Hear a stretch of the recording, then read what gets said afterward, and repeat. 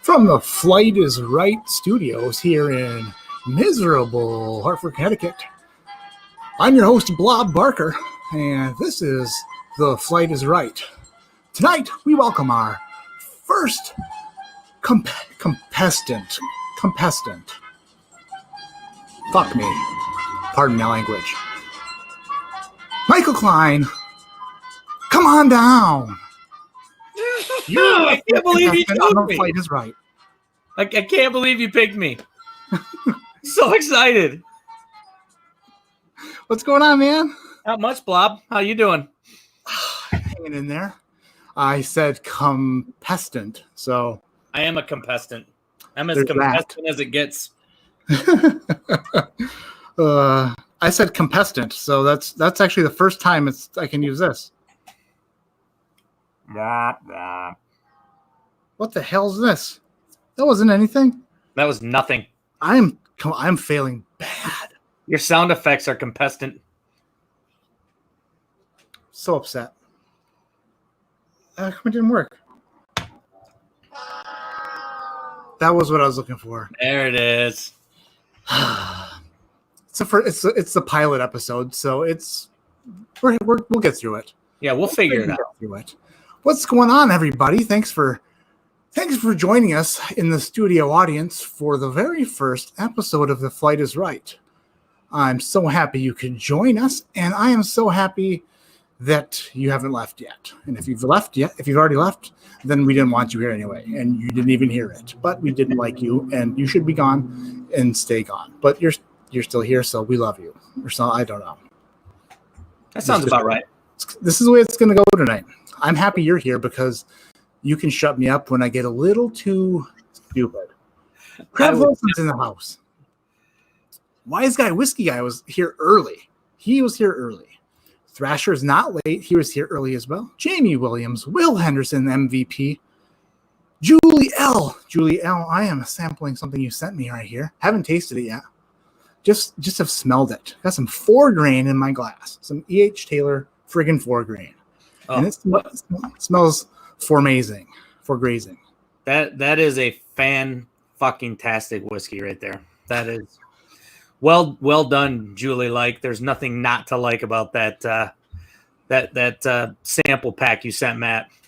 Yeah, her and her husband went way overboard and couldn't be happier. Yeah, thanks, Julie. Appreciate it a lot. Joe Pastrana, Travis's twin cousin. Mark Bond, Dave Markowski. Mark Bond, Barry Bonds, twin cousin. This is bad. Nick Foles is in the house. Destination Bourbon's here. What do you know? Speaking of Destination Bourbon, that's Michael Cline. He's got his own channel with 16,000 subscribers, and he's rocking and rolling. If you haven't subscribed to Michael Cline's channel, Destination Bourbon, yet, then don't be the last one to do it. Go over and subscribe now. Link is in the description. What in the hell are you waiting for? What the hell? Steamface is in the house. I think Steamface is Compton's Kitchen on Instagram. I looked at his photos today of what he cooks, and I love his pictures because they look really delicious. Do you know, is that Jermaine Compton? I think we're talking about a different person. Okay, I was just wondering because of Compton's Kitchen. Compton's Kitchen just friend requested me on Instagram today, and I was wondering if maybe it was Jermaine Compton. Maybe he's using 3 different names. It could. And if not, then it's not him, but it might be. Branston Evans, Josh friggin' Anderson, Linux Cat Wheels, Bourbon friggin' Sane. Let's do this. Jordan Benoit. Benoit. Jordan made some cool beads at one point in his life. Who made some beads? Nothing. Nope, nothing. Didn't say anything. I heard you say something. This 4 grain smells friggin' fantastic. What are you drinking, Cline? Some Old Rip 10. Oh, I know him. Yep.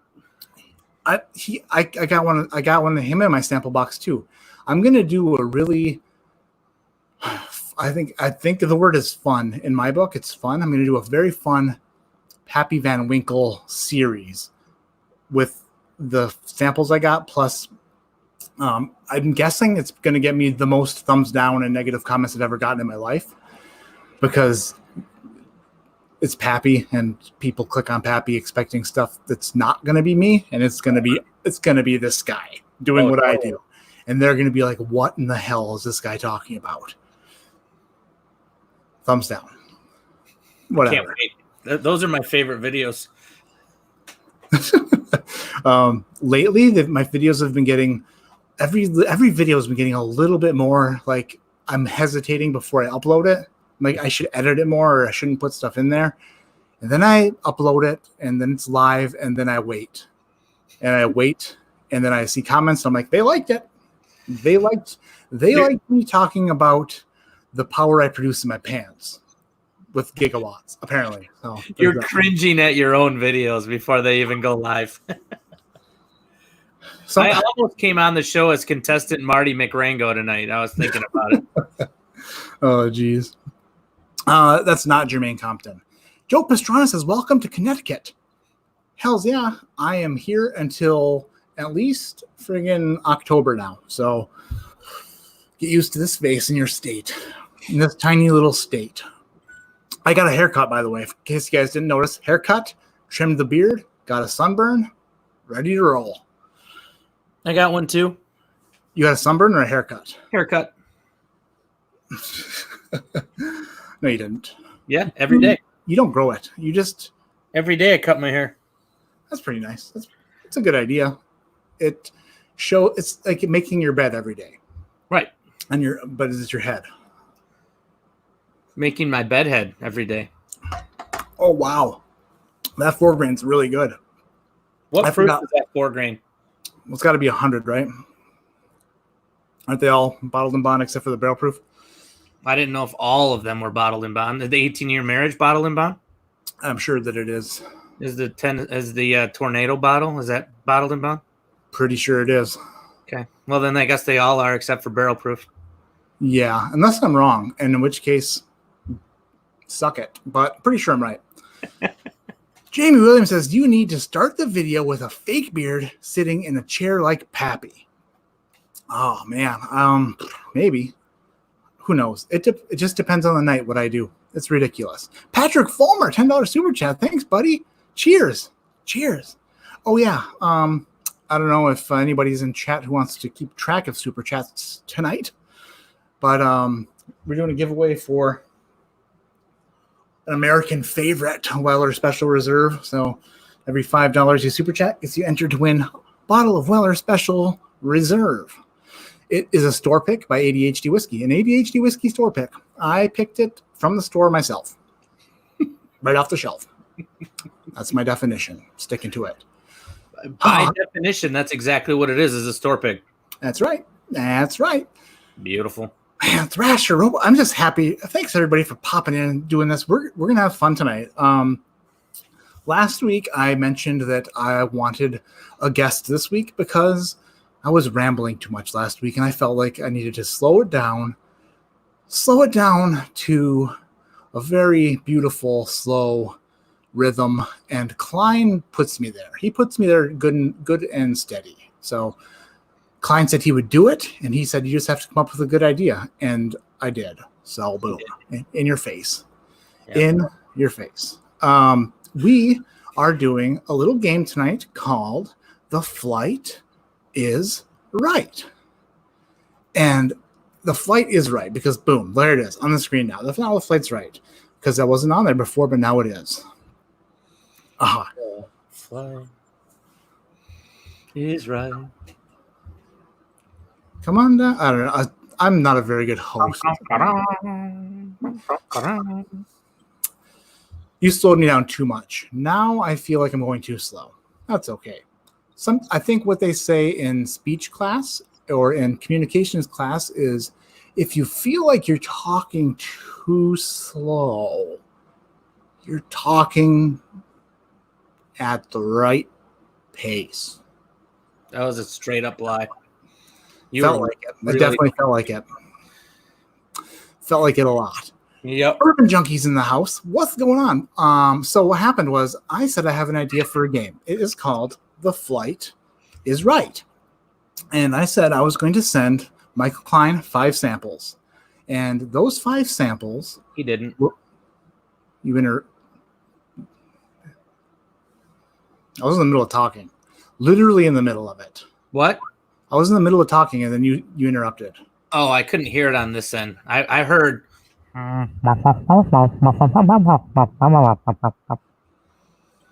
Sometimes I'm upset with technology because I want to reach through my screen and get real close to you and be like, don't you do that to me. And then you'd be like, I'm sorry. And I'd be like, that's right. And then I come back on my side of the screen, but we're not there yet technology-wise. So just know that it bothered me. For you, I'm sorry. What was I saying? Oh, yeah, I was explaining the game we're playing tonight before I was so rudely interrupted. Who interrupted you? I told Cline I was going to send him 5 samples. He would send me 5 samples. And we were also going to send each other 5 different price tags. And we would have to sift through the samples and then assign the proper price tag to its correct pour. The flight is right. We have to guess the prices of these pours. And then Dan from the Bourbon Junkies said, I don't understand what you're talking about. And 30 minutes later, we were on the same page. And then another 30 minutes later, Cline figured it out. You can interrupt me now. That's not how it happened. But It did. Nope. So anyway, Dan, Mr. Shook from the Bourbon Junkies, went out of his way to send us both samples so that we're drinking the same thing. Totally cool of him. He didn't have to do it, but he did. I don't know if the samples are good or if they are made out of Sean Sweat, but we're going to do it. We're going to do it. I don't know that he went that far out of his way or that he's all that cool, but we've got the samples, so we'll roll with it. We forgot Alec Geringer. Alec G. $2 super chat. I'm only here for the bearded dragon. Ooh. Well, I'll pull it out later. Boom. Smoke Wagon. That's his name. That's his new name. Marty McRango. Yeah, that's what they named him. But guess what? We went a different route. So we have 5 different pours. And so this is actually the first thing I poured tonight with Cline, before I poured the 4 grain. Actually, I poured the 4 grain first. But then when I was talking to Cline beforehand, I poured a little of this, which is Journeyman Distillery 100% wheat whiskey, corsets, whips, and whiskey. This is a favorite of some and not a favorite of everybody else, or of some other people. Now, we're doing blind tastings as a group, and sometimes palates don't match up. And I wanted to show a quick 54-second example, if you haven't seen the video already, of sometimes some people's palates don't match up with others.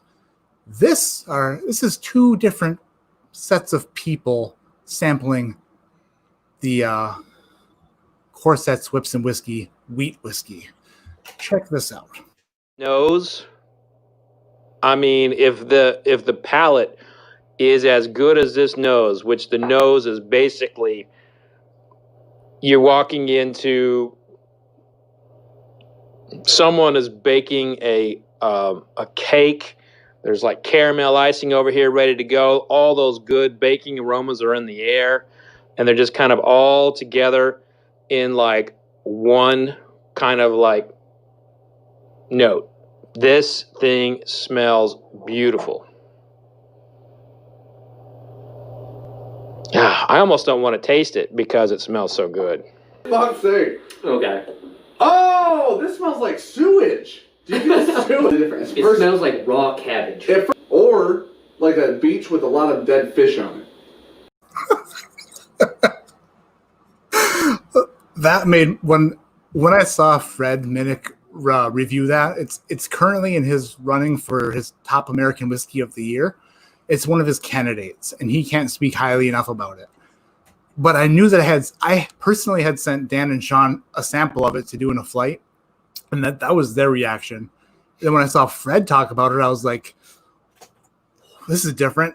So I put them together, and it made for quite a stark different. It was going to make sense before I started talking. You know what I was going to say. I tell you what, though, that the fact that Dan had that wild Corona hair could not have made that clip any better. That was absolutely perfect. He's like, whoa! Like, literally a guy who looks like he knew what sewage would smell like. Yeah. Sure. Oh, man. I couldn't. I probably, when you make a video yourself, you don't typically watch it over and over again. I've watched that thing like 600 times. It's just so fun. That's just so funny. Friggin' A. Oh, sewage. Speaking of sewage, this smells like the opposite of sewage. Again. Okay. I asked her what I should pour tonight to start the friggin' the night off right. And she said, pick whatever you want. And I said, I can't figure it out because you sent me so much good shit. So she said, drink some 4 grain. I got to say hi to Brandor, who is a trooper and went and changed his name because Carrie can't pronounce barn door. So he changed it to Brandor? He did. That's really funny. That's really funny. Oh, jeez. But I don't know. Sometimes you gotta do things. And that's what you do, is you change it to help people out. Help people out. He's a trooper. He's a helper. Speaking of helping people out, you fine folks started something called an owl fund, a Kentucky Owl Fund. And it started as a rye, and then we started talking about the bourbon and stuff, and it got up. The fund was over $300. And then I decided I wanted a rye really bad. So you super chatting sons of bitches got me a Kentucky Owl Rye Batch 3. And then I'm going to take their other part of it and put it towards a Batch 4 when it comes out this fall. Thank you guys so much. We're going to open this later to celebrate America's birthday. We're going to pop the cork off this American Owl. And we're going to say, oh, you know what I'm going to say. But thanks, guys. I wanted to bring it up first because we're going to do this later after the flight. Thank you. Guys are the best. Speaking of best, I'm full of stuff. My wife bought me something, and she bought herself something. But it didn't fit. So if anybody is out there who is in the market for something very high class, very designer, very... what's the right word, Cline? Is it like when it's like really super nice? Like something you would get at like downtown New York City.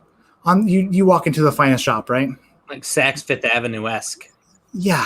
And you were like, I am going to the beach and I need to look my best. Mm-hmm. I need to look my best. And they're like, I think I have the perfect solution for you. This is what she bought, and it doesn't fit. So if anyone is out there who thinks it'll fit them, that's what we got. We got a bit of a... There's 4 faces on there. There's also one on the butt. She showed me that today. It came in the mail. I was like, good grief. That is funny. You wanted the bearded dragon? There it is.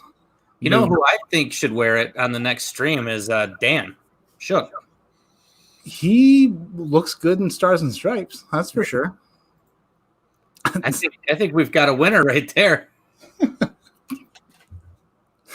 I don't know if his boobs will fit in it either. Probably. They might. I don't know. Jeez. I don't know. All right, I'm gonna start pouring these things out. How about you? Josh Anderson, $5 super chat like a champion. Thank you, dude.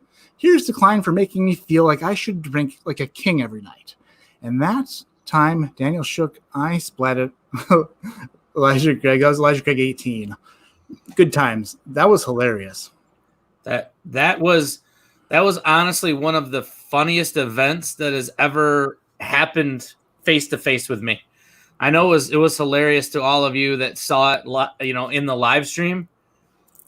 To actually be there and see it was arguably one of the funniest moments of my life. He had no. It was completely unscripted. Just He did not mean to do that. He was. It went up his nose. He was coughing. He couldn't breathe. I didn't know if he was gonna die, but I couldn't stop laughing. It was awesome. He really got it in there good, deep. Oh, deep he and hard, did. you would say. He had it in his eyes. He had it up his nose, and he was like, "Yeah, that was fantastic." Yeah, $5 super chat from Travis Smith. Congrats on the epic set of unicorn samples. Yeah. Thank you for sending me $5 super chat to congratulate me on receiving something crazy and awesome. That's I don't know. They also Dan and Julie sent me some Lemonhead and Luden's cough drops too. So living large over here in more ways than one. Did you already pour yours, Cline? No, I've been. Is that what you're doing? Yeah, a minute ago I said I was going to do that. You must not have been listening. Am I supposed to listen to you? It's really hard. I get it. I know it is. Thrasher says for America Day, I should be pouring some America. You can. Hey, if I can, you know what? I think I might know where it's at. All of my whiskey is in totes. And that one, I'm not sure. But it's not out of the question.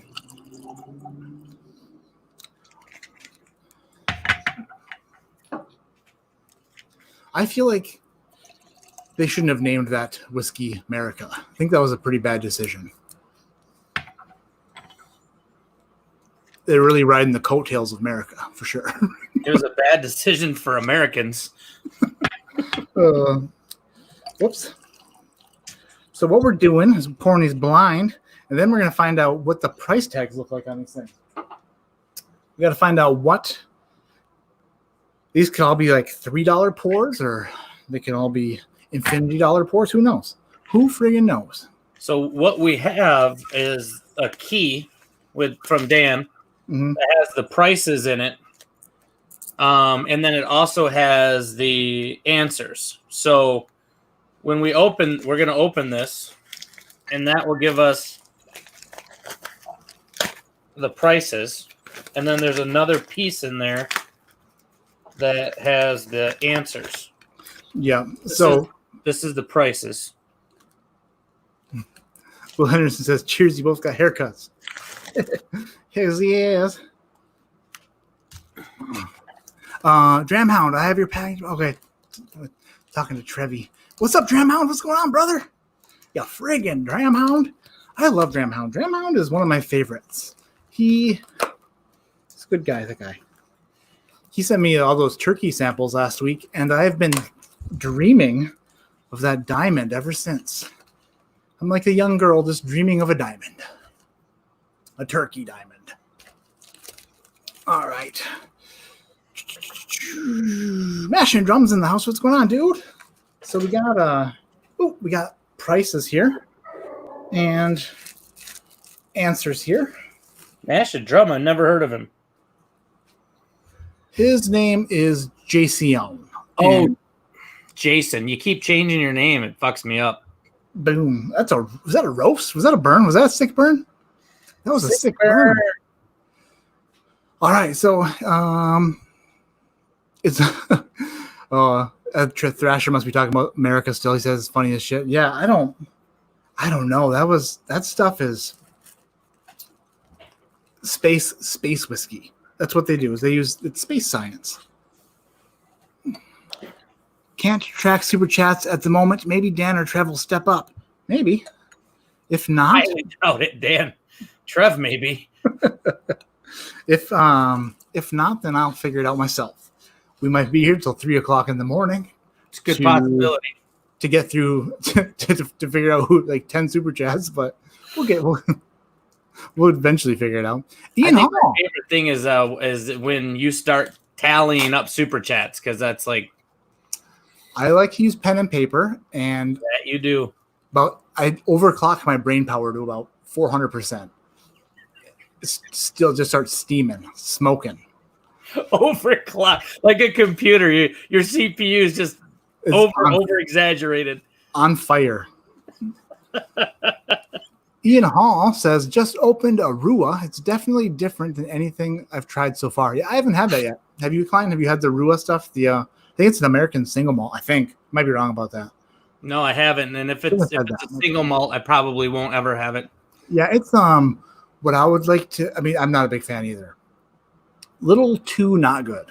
That's what I like to say. Yep. Grandma, gotta throw Dan under the bus.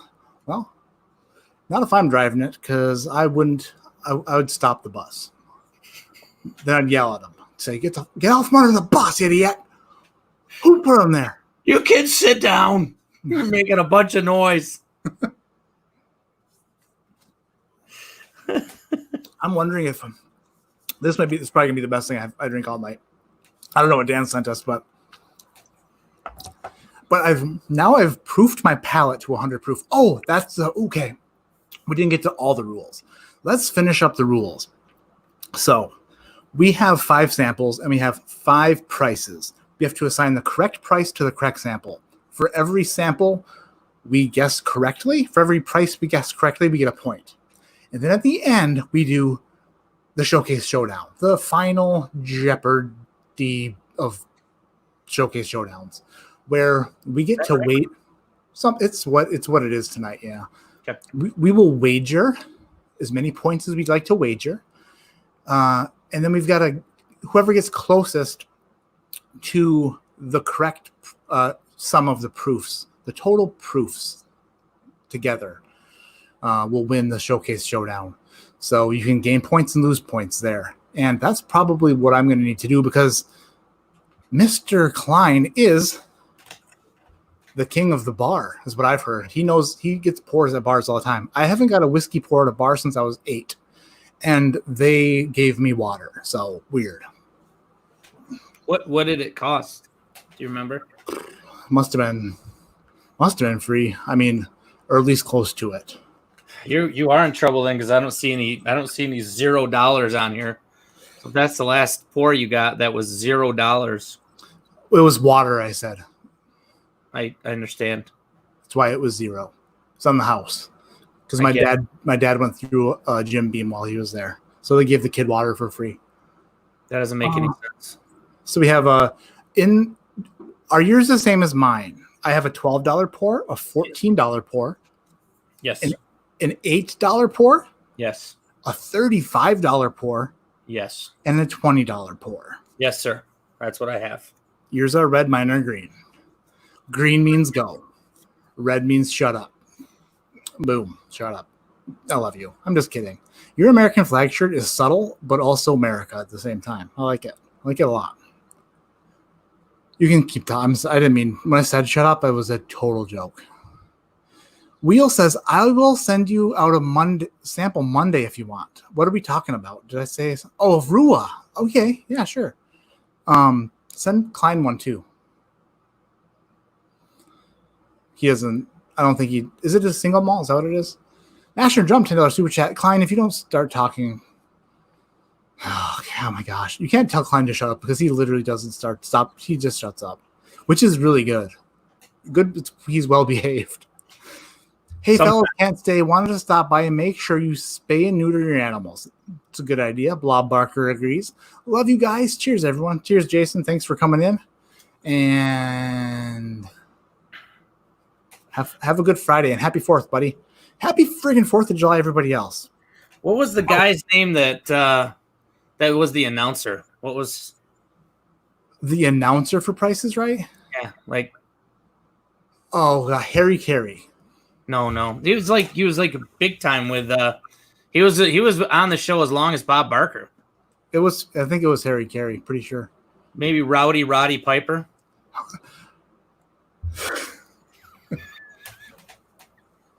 Drew Carey is just messing up tonight. And I don't know if this isn't for me. The Cubbies. I love freaking. He's the best. I wish he did everything. I miss him. Those glasses. Whiskey Rye, the bourbon guy. I think it might be. It's been I've had this shirt for a while. Dan L is in the house. If you're the Dan L I'm thinking about, I like you a lot. He must not be in too much trouble either. I saw someone went shopping today and sent me some pictures that were kind of like maybe shouldn't go home to the wife because there was a table full of B-Tac and Pappy Van Winkle. Dude, you see this? They're saying Roddy. See? I said like Roddy Piper. Like I knew it was something along those lines. Oh, so you weren't joking around. I was wondering why you said Roddy Piper because he doesn't. I know really, he's a WWF star, but whatever. But yeah. Yeah, for sure. You guys know on The Price is Right, how do people always come down, jumping up and down, all excited to the front? They pay people $100 to do that. I didn't get paid shit to be excited, to be fake excited about this show. Okay? Let's take back the curtain. Cline said he was in a bad mood tonight and didn't know how it was going to go. So if this is a failure and a miserable time for everybody, well, it was probably Cline's fault because I came in a really good mood. I look dapper. I look sharp. You do. I feel like I'm on point, and my words are just coming through so clear. And so I'm enunciating like I've never enunciated before. This is true. And I did a pretty sloppy Harry Carey impression. I mean, with the exception of you saying contestant to start out with, so I don't know how you're better than ever. You literally opened up the show with a blah, blah, blah, blah. All right, well, I'm going to start going through these, and I'm going to start figuring out which price I'm going to assign to which sample, because this is the first game of the evening. Probably one of the only games of the evening, but it's going to be a good one. I'm going to go into A. I promise you, I will be nice to you from now on. That's okay. When people are too nice to me, I feel like something's up because you should. I've always been bullied at least a little bit. So I'm not a bully. I love you, and I feel like I need to give you a little shit, especially for the last 2 times that we've been on a live with Dan off of this. You've really been going at me hard both those times. So. No idea what's happening here. That was weird. It just started playing out of nowhere. Remember what I just said? I lied. I'm not gonna be nice for us. No, I'm not joking. That was an accident. Yeah. So what happened was I clicked on a link. I clicked on a different tab and it started playing the beginning of the live stream. So I didn't mean to do that. I'm sorry. That's okay. What I meant to do is this. The price is wrong, bitch. That's what I meant to do. Would have been so much better if you would have done it. Yeah. Technology is hard. I feel like A is a $12 pour. You know why? Why? World'sTopWhiskeyTaster.com. That's me. You are good like that. It's definitely not the $35 or $20 pours, but don't play those games with me. You're over there playing coy, if that's a word. Pretty sure it's a word, but not sure if I used it correctly. You're over there playing possum or raccoon or gigantic chipmunk. Remember, this is a new, kinder, gentler version of me. I smell green apples. I do too. Not really heavy proof. It's a low proof caramel apple with. It's not sweet enough. What? It is sweet. Not sweet. Caramel sweet. How about it's fruity sweet. If you don't smell caramel apple on A, then you are a moron, and I'm sticking to it. You are an a-hole. I am a mess, pretty much, if I'm being honest. Pretty much a disaster. That's pretty tasty. I haven't tasted it. I haven't tasted it with my mouth yet. I'll taste it now. Why don't you taste it with your eyes? Like pour it directly into your eyes. I am familiar with that. It tastes that okay. That tastes like bourbon. And that's my final answer. That's bourbon, and I'm sticking to it. Yes. Wow. You know what? World's okayest whiskey taster right there. That tastes like bourbon. Well, I think everybody else out there knows what I mean. Okay, I'm a guy who has some ordinary drinking bourbon, like that has stuff in his totes, in his Rubbermaid totes that I open up and I gaze into, and I'm like, no, because they're all just too. There's nothing that's like really sticks out as a super special thing about them. Like, let's say a lot of like the low end bottled and bond stuff. A lot of them don't have anything that's super special. They're just a good sipping bourbon, and that's what I mean by that's bourbon. I actually think that's what this is low end bottled and bond. Well, didn't somebody say that before you? Pretty sure I did. Edward Cummings, $5 super chat. Cheers to two great Americans. America, thanks, buddy. Appreciate that. Andrew Buchanan, the friggin' cannon. The two best whiskey tasters. Cheers. Edward Cummings, $5. Thanks, guys. You guys are the best and awesome, and I love it. Friggin' love it. B is drastically better. I don't know whether to believe you or not. Like, I feel like you talking doesn't help me at all. You want me to mute my mic? I mean, I'm here for you. This is your show. You're the first contestant. I am just hosting this nightmare. I mean, if this was like truly the Price is Flight, I mean, Drew Carey, Bob Barker, they can't shut those contestants up. I mean, they just yap. I want to thank my mom and dad. I'm like, I can't believe I'm on the show, and my Aunt Sue, who believed in me in the 4th grade because I beat dyslexia. You know.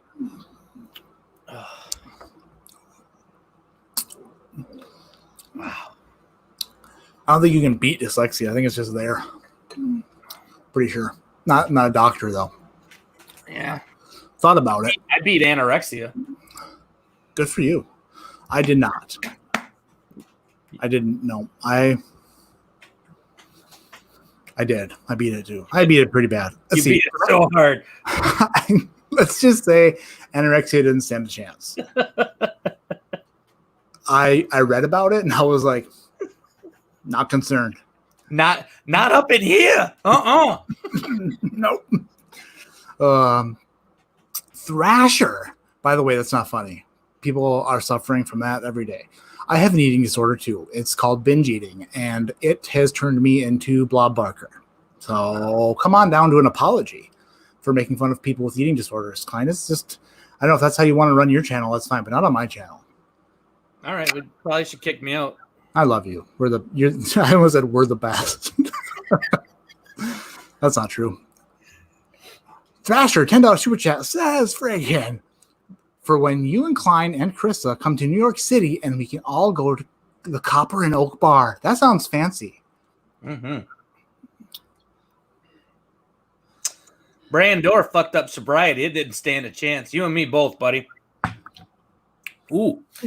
That's spicy oaky gal. Ooh, I like her. Where are you at? I'm on B. I just picked up B. I picked up my B from the bar. And the bartender's name is Daniel, and he is 6'6". He is dripping sweat because he just got done with an extraneous workout in which he carried Sean Paisley around for 2 years on his shoulders, garnishing subscribers left and right. I don't know how he does it, but he is exhausted, but he still managed to pour me this delicious drink. Thank you. He's 100 B. He what? You need something? Hey, it's a lady. She came in and she froze it up. Hello. Yep. Don't acknowledge her or she won't go away. Oh, look at my ponytail's crooked. Hi. Hey, how's it going? You can ignore me. I'm not going to ignore you. I was reading a text from my wife, and she was giving me, what's the words? It's called something. Oh, boy. Constructive criticism. Oh, well, that's always a good thing. It is. So I am trying to process it, and also... What'd she say? Share. She told me that I look too big on camera. She what? I'm joking. She didn't say that. Oh, okay. It would've been funny. Would have. Oh, hey. While we have you here, Well, I actually wanted to pop in. don't want to. Hold on a second. Oh, I clicked on the wrong thing again. While we have you here, what do you think about that? Oh my god. It's for the taking. It doesn't fit Chris. Part of it is too small for her build, and by build I mean that was for you. Oh no, maybe Because you should put Cline's face on it instead and wear it. that we'd have to send it back to the manufacturer for that. Oh, is that a real suit? Yeah, It's definitely real. right now. Oh, put it on. Maybe we'll see how it goes. Come on, do it. Do it. All right, hey, you're gonna let us. You get got back to this. do it. Okay, I will let you get back to your show. Oh well, all right. There goes the fun. I know. I'm just like a little party in a little package. Or a big package. It depends. You guys are trying to distract me so I lose. I see what's happening here. I feel like I can't be distracted. I feel like I'm on my game. I really feel like I'm the one that's being distracted. You're draining my energy. What's happening here, Cline, is I'm trying to compensate for your lack of energy with being over energetic. And it's making me look over energetic and making you look normal. If that makes sense. Yeah. Yep. All right, we got to get back to this. All right, So tell everybody bye. Bye, everyone. But look at Nate Bates said that if you made it a G-string, he would wear it or buy it and probably wear it too. Shit, we can make it anything you want. I got a pair of those fabric scissors. And fruity. Aw, that is the sweetest thing ever. Are you trying to kick me out? Yeah, he said go drink something pretty and fruity. I'm just saying that's Tramhound, not me. Am I supposed to drink by myself? You can sit over there. I'm a loner. Good night, everyone. You have a lovely gal there, Cline. That I do. She makes me so happy. You make me happy. She's never that far away. Did you tell her that Brandor changed his name for her? I did. She loved that. I told her that the other day. She laughed really hard. Actually, she heard me say it again in the other room tonight and laughed really hard again. I like Oh my gosh. B's phenomenal. Isn't it? Wow, what is that? Fantastic. I know she's oaky. I don't know what that is, but there's some bourbons that you drink and then you have to give it a second to sort of do its thing. And then there are other ones that are immediate, whatever they're going to be, and it's not good. And then there are some, and this is one of them, that's as soon as it touches your tongue, it's like that's what it needed to do in the world, and it did it. It touched my tongue and turned into something beautiful right there in my mouth. There's a lot of times that when there's things that their only purpose in life is just to touch your tongue. Yeah, this is it. It's like, what do you call it when plants, they need the water and the sunlight and soil and stuff? It's like that. And my tongue is its soil, and it friggin' planted right there. Love it. That was really good. Thanks, Dan, for sending whatever the heck that is. Yeah, B's good. B's really good. Have you smelled C yet, or am I just gonna I've got say tea in my hand, sir? Oh. Yeah, like you told her you can go sit over there. That was rude. Sorry. I apologize to everyone for being rude.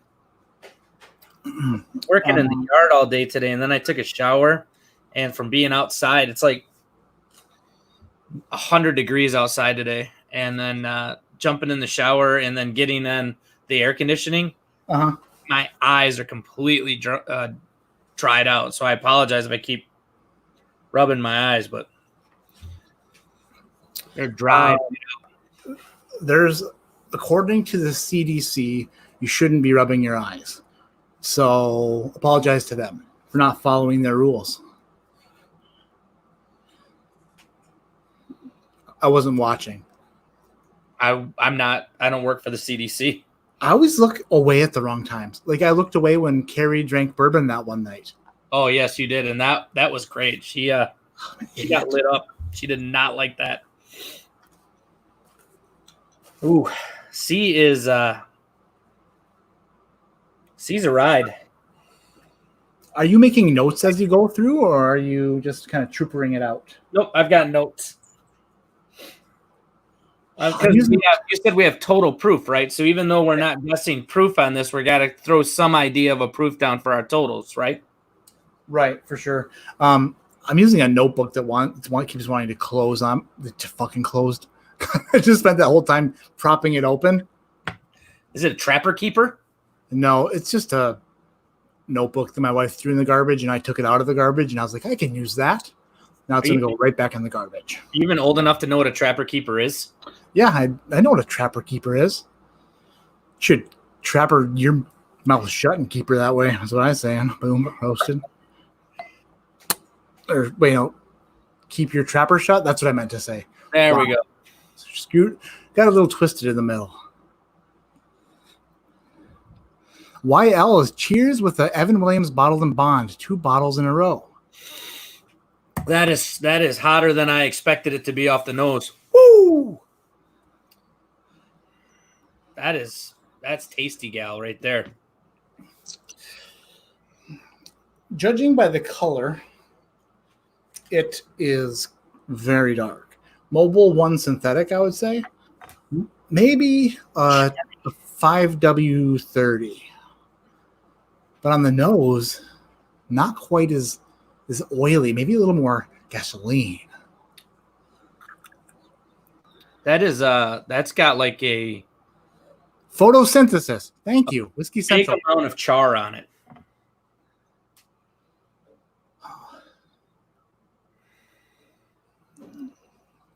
It doesn't smell like it, but it's got the right types of spices that it may be like rye-ish. Yeah, I don't think it's a rye whiskey, but it's very, very spicy. That's an earthy son of a gun. Trying to think of what they might have over there. I mean, sorry to interrupt you. Go ahead. I'm just saying that's it's if it's not a rye, it's a high enough rye in the mash bill that there's a good amount of spice, a good amount of char. It's a wild ride. There's a lot going on there. I think I might have a guess on what that is, even though I've never had it before. If I guess it right, then I win automatically. Here we go. Called this in the earlier stuff. Oh, I'm going to make up rules as I go. Long. I already had that rule written down. I just didn't tell you about it. So suck on that, son of a bitch. I think that so C has of okay. Let's go back to A. I said that tastes like bourbon. If you were to look at A and C next to each other on a shelf, and you wanted something that tasted unique and different, not just your standard bourbon, C has its own unique profile. That's something that stands out and it's different. Yep. And I feel like I have to keep explaining to you what I meant, but that's what I meant. No, I totally knew what you meant, buddy. Then why did you put me through such a hassle?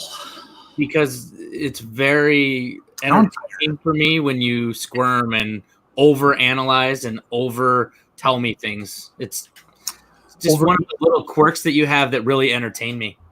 Oh man. Sometimes I start talking and then I don't stop for a really long time. And then I forgot what I started talking about because I'm talking about something that's like what I thought was related in some way, but it's not. And then I'm really, really excited about it for no reason. I think that's what you mean.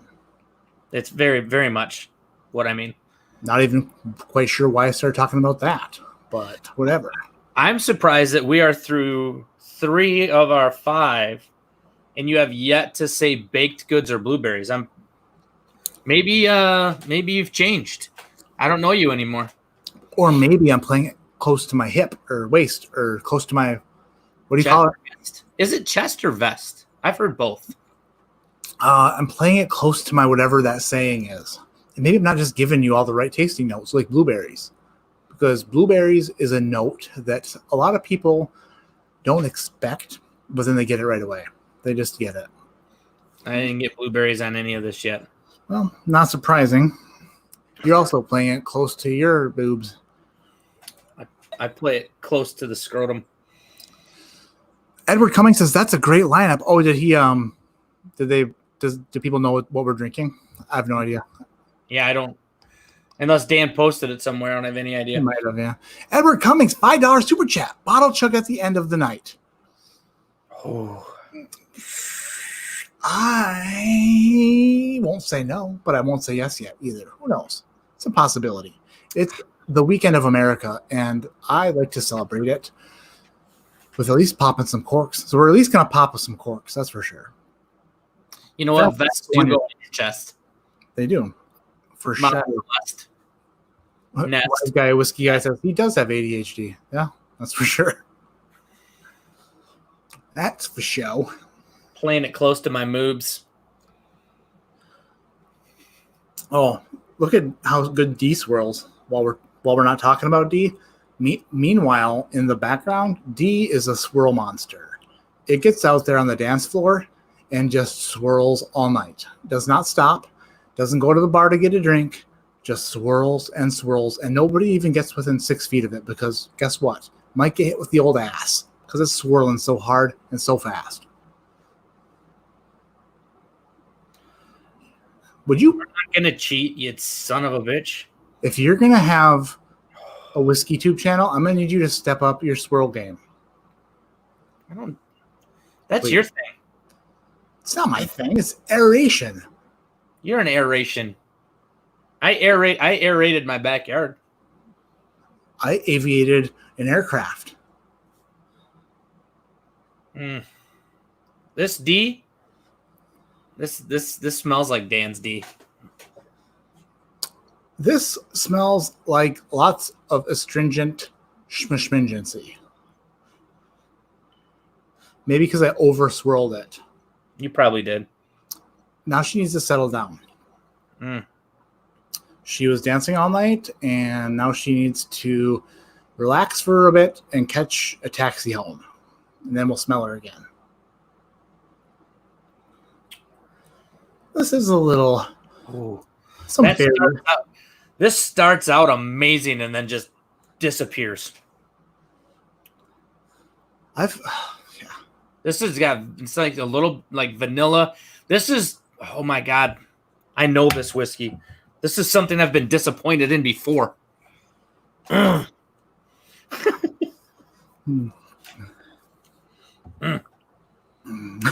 just, what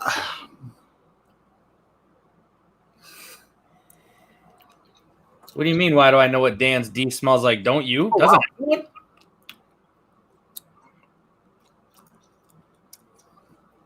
You know what's funny is that you're playing a little game with like well, you know what? It's weird.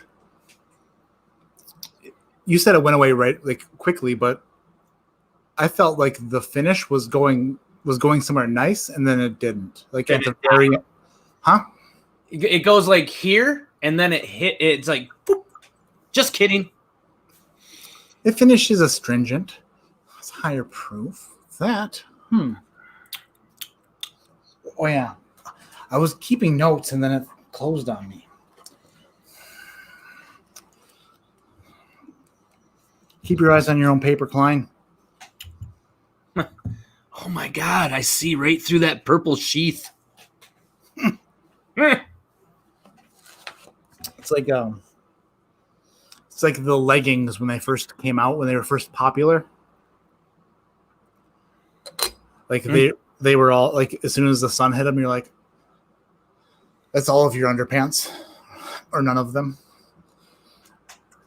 But I feel like that trapper keeper, as you would call it, is more opaque than leggings. So you can't see through it. You're lying. You're a fibber. Nope, I can see through it. Oh. So you should put all your Pappy samples in the blender. People would freak. Yeah, that's not that'd be if I bought the bottles and I did it myself, it'd be totally different. But these were, if you're talking to me, these were gifts and I can't. I'm gonna make a series of videos about them, and it's gonna be fun, but no blender will be involved. I don't think. Probably not. It might. Who knows? I won't rule it out. Josh, no, I don't know it per se, but I've got a feeling what it might be. What's that? Oh, D? D. Dan's D. Huh. E. E is wonderful. Really? Mm-hmm. All right. Now I know you're screwing with me. No, it's not. It's back to we're back to apples and candy and on E, I'm getting lower proof and not a lot of oak. Like I'm getting a younger, lower proof whiskey is what I thought on my first sip. I don't get youngness out of it per se. It's definitely lower proof, but it's after the proof monsters that we had there in the middle. I think this one is I don't know, it's delicious. It's yummy.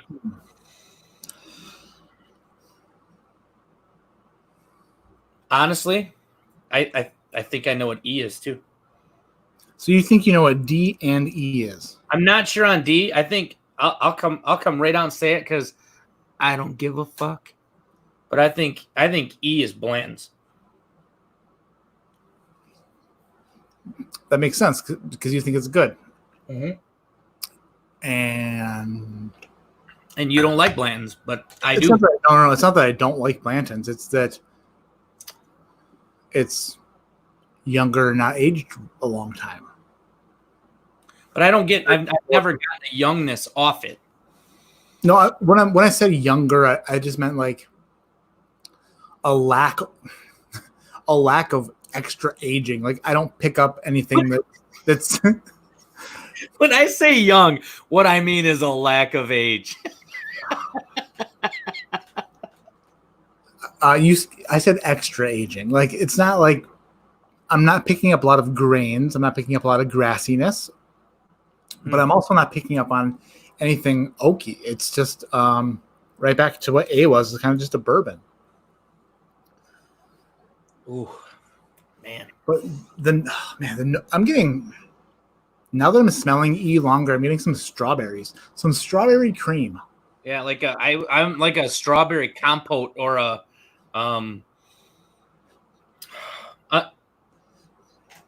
hint of blueberries and some baked goods. Honestly, it smells like actually strawberry shortcake. Like they, huh? I like this. Alex Julian says Cline likes a D. $5 super chat. A lack of oldness. That's right. Not very complex. It's not super complex. It's just, I mean, just an all-around goodness. It's just. Bourbon Saint says, don't you dare talk about leggings. They're a gift from God. Agreed. I'm just saying that initially, when they first introduced leggings, they were made with material that, got real thin when you stretched her out a little bit. Mm-hmm. And then they got smarter and more expensive and not as fun. $5 super chat from Daniel Autry. My favorite kind of tree out there is the Autry. because you look at it and go, oh, it's a nice tree. Oh. And $5 to a chat. Thanks, buddy. See, now working my way back, like D smells like syrup. I'm still on E. Catch up. Come on, son. You've never smelled a compote? So you take your all your berries and you kind of like cook them down. So if you've never made a compote, it's like berries without the sugary sweetness because you're cooking them down to a thickenedness. There we go. Every time I hear compote, I think compost. Yes, it's a berry shit box. What do you think the percentage of the population is? If you had to guess the percentage of the population who has cooked berries, what do you think that percentage is? I'm saying less than 10% for sure. I've never cooked down a berry. 90% of the people are doing it wrong. I've wolfed down some berries. Never. Should I be cooking down berries? Should I be doing that? Yeah, dude. I mean, if you've never made a compote, you just mash it all down. Yeah, dude. Bourbon Sane said, every time I hear compote, I think compost. Me too. That's what I was thinking. Like a berry outdoor dump where you just dump your berries and hope that the right animals get in there and the wrong animals stay out. Dark meat chicken, $5 to a chat. Say my name and cheers to America. America. Oh, man. I'm back to D, and I'm back. Okay. Do you get syrup now that you come back to it? A little bit of syrup? First of all, don't steal my tasting notes. I said it first. Yeah, well, you might have. But what I was about to say was there's a pinnacle, a peak, a summit, a point at which I go from man to machine. We just hit it. I am on my game so hard.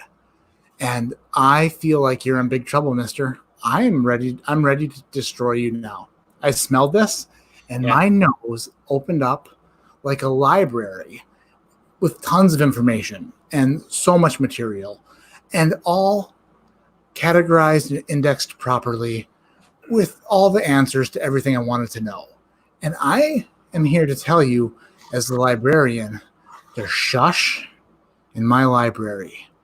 And if you don't like my rules, then get out. Oh, Maple syrup. I'm sorry. That's what it smells like. It does. When you come back to it, you're like, holy shit. It's syrupy. It's not a thin syrup. It's more like in the Upper Peninsula of Michigan, there's a lot of really small syrup people who make their own syrup and sell them at local stores. That's what this is. It's not like Mrs. Buttersworth. If we're still allowed to talk about her, I'm not sure. If we're not, sorry. I think we are. Okay. It's Aunt Jemima you can't talk about. Mrs. Butterworth. You just probably just wrecked my channel. Just those two words. Shouldn't have mentioned it. Okay, this machine's upset now. Just kidding. But cinnamon too. Cinnamon smells like a Belgian waffle. It does. It's got a not like a malty waffle, but like a bready waffle. Smells so good. It's still so disappointing when you drink it. You said you think you know what it is? I'm not sure anymore. I'm almost positive E's Blanton's, but D I don't. Are you? I see your Blantons and I raise you a Rock Hill Farms. Just saying. Same basic fucking thing. I know, but I think it's a little bit higher proof than what you gave it credit for. What's Blanton's? 93 proof? Yeah. Yeah. What's Rock Hill Farms? It's 100 proof. Wow. I'm telling you what, mister. You just said, you know what? I think that, you're not giving it enough. 6 fucking proof is so much. It's so different. 6.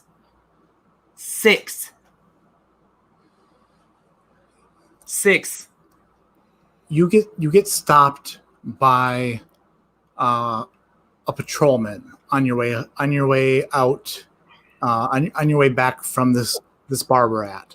Me and you go home. He asks you, Mr. Destination Bourbon, what's your destination? And you're like, Bourbon? And he's like, that's so smart. It's so funny and cool. But I need you to blow into my device. And you are like, 0.13. And he's like, yeah, you're 0.06 over. And you're like, 6 points. Who cares about 6 points?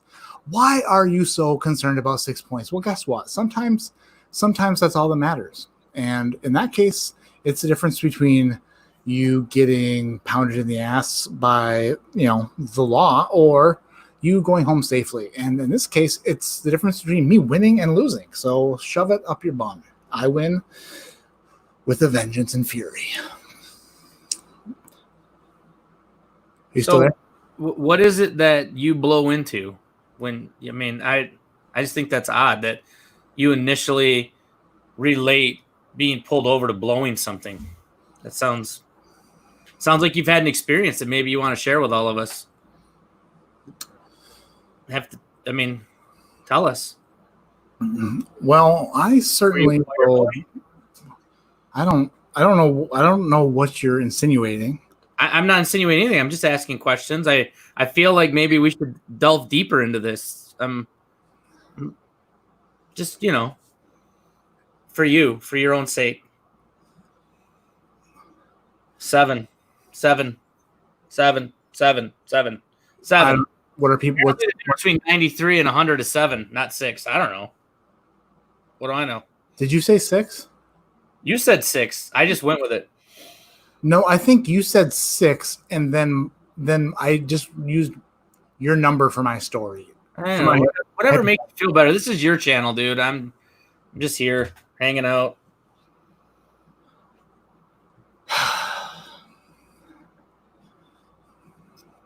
I think I know what C is too. Do tell. I told you what E was. Tell me what C is. She's a bourbon. This is what's really happening here is you have beat me in every which way you can beat me. You've beaten me. And also I think ways that I didn't know you could beat me. You've beat me. So I'm going to play it a little close to my rest chest. And I'm not going to. I'll say later. I promise I'll say later, but not now. Well, I thought dark meat chicken and I were better than that. Wow. Kevin was a $7 super chat. What? Okay, why people really don't like when you get math wrong? Well, whatever. I'm sorry. Actually, you know what? I didn't get it wrong. You got it wrong, and I just copied what you said. But I'll stick up for you. I don't even care anymore. Whatever. Oh, see, people. Okay, Uncle Buck is here. Uncle Buck's like, he's sorry I'm late. Matt got a sexy haircut. Have you stopped eating? You okay? Got a haircut by a girl in a beekeeper suit who she hit my mole on my ear with the clippers, and she hit it. You know how like you put a box of cereal in the cabinet above your head and like you push it in there and it hits something? Yep. And you're like you hit it and you're like, oh, whatever's in there isn't. You just push it harder. That's what she did with the mole on my ear. She's in this big beekeeper suit with like shields on and vests and like pretty much protected from anything. And also didn't give a shit about my face or my head. She hit the mole, and I was like, good grief. And she was like, we're just going to muster up some more energy and push through this thing. Please tell me that that's actually what you said was good grief. It startled me because the clippers stopped. And I was like, oh, because it's happened before. Not for a long time, but it has happened. So I was like, good. And she's like, pushed it like the extra ounce, and I was like, oh, like that sounds horrific. It really does. Like, good God. The first time it happened was when I lived in Chicago, and it was this dude who didn't give a shit. And I was like, it was at a Great Clips, I think. Yeah, Great Clips. And I'd go back there, but before I'd go in, I'd like look in the window to make sure that guy wasn't working before I got my haircut. There's a million places to get your haircut in Chicago. I don't know why I just didn't go somewhere else. But he made me bleed. My mole was actually like bleeding when I left. And he didn't even say a word. He just made me bleed my own blood. He made me. Nobody makes me bleed my own blood. Except for that guy. And everyone loves. Okay, I'm not a huge fan of my haircut, actually. I think it probably looks okay on 720p, but in 4K or whatever we see in 2016 or something, not that fantastic. Well, like we started out the stream tonight. Well, before the stream, when you and I were talking backstage. Yeah. You put out a video today, and you looked like the Emerald Giant. So now you look svelte. Your hair's cut up. Your beard's trimmed up. You look like a baller. So I think the transition from earlier today, Emerald Giant, Matt, to Blob Barker, everybody's like, here we go. We love that guy. All right. So let's go like full what's the word? Truth mode. The video you saw wasn't earlier. That was actually shot a while ago, like a week ago. Well, for sure. For YouTube purposes, it was within a few hours. I batched some videos. So the Redwood Giant video that I put out today, the Emerald Giant video, was the first video I shot that night. And then I shot the Knob Creek video after that. So the Tipsy Tuesday videos are always the second video I shoot or the third video I shoot that night, because which makes sense, right? Yeah. Oh yeah. So, and like the outro for the Emerald Giant video today was basically because I started the video, I edited it out. Trying to say edited it is very hard for me anyway. But at the beginning of the video, I was like, I don't feel like doing this. I'm tired. I want to go to bed. But I had a little whiskey, and then I shot 2 good videos. And the Knob Creek video hit 1,000 views in 2 days. So that's like a record for me. That's pretty good. Nice job, man. That's awesome. And I talked about gigawatts in my pants, and people loved it. Strange. Why not? Got to frost my tips. Dark Meat Chicken says, who has time to bleed? I also read a comment from Bourbon Junkie Dan saying that he loves my newfound confidence. And I love it. That many times. I like it. But at the same time, also, can't be too confident. But if I'm not confident, then I'm just, what am I? I feel like Not confident. I'm either self-deprecating to the point of people telling me I need to stop, or I'm telling Cline that he looks like Uncle Fester and that I'm ashamed of him. That's kind of my two sides. So we'll deal with it. Kurt Webb, $5 super chat says Blob Barker. See, the thing is, you can fire off those types of comments to me, but I would never fire back anything anywhere near as hurtful to you, because that's just not who I am. See how that worked? You felt worse about that. Boom, roasted. I hope to never hurt your feelings. And if I do, I hope to hear about it right away. And I hope you send me something in the mail that is a well-crafted letter telling me what I did. And I'll read it.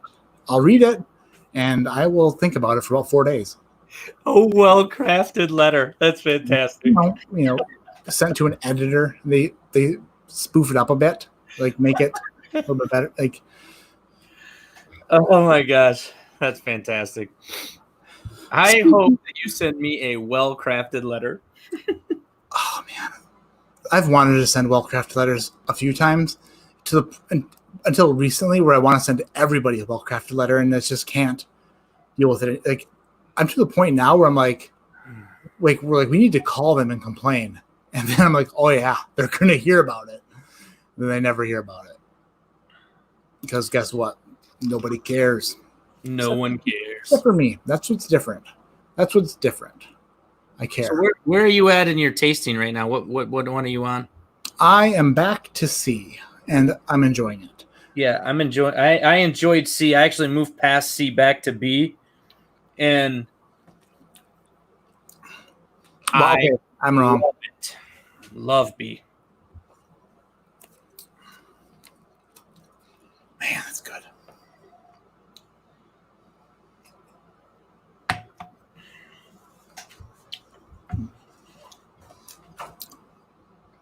I gotta go. I'm going from C back to D because I'm trying to figure out.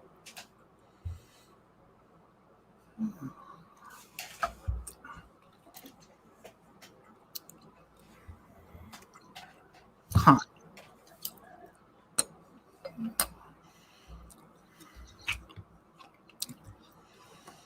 Behind the scenes, I'm doing some pretty crazy stuff, like writing down stuff that's top secret, stuff that you wouldn't imagine, things that you wouldn't imagine I could do.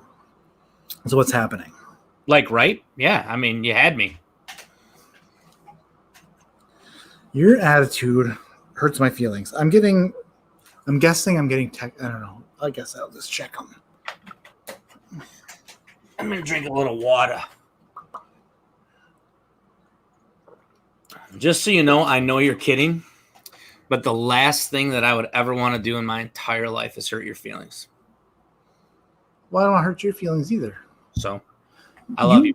You know that no matter what, I'm just joking, right?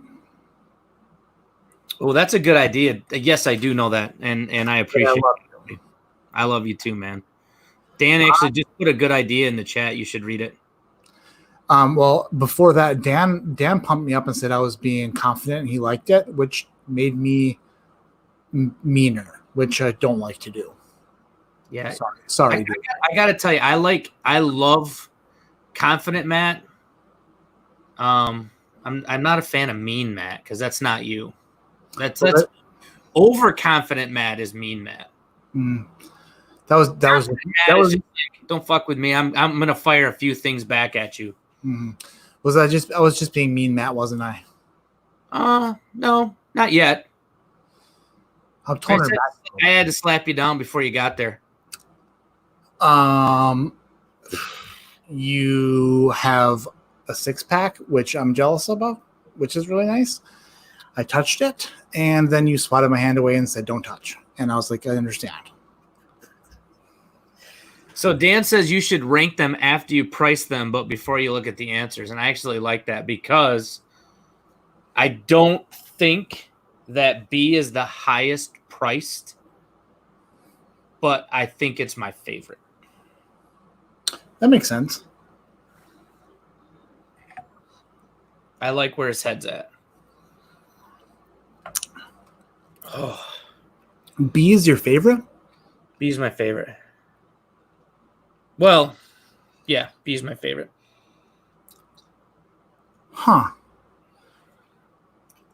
Because A is when you come back to A from B, there's not much there.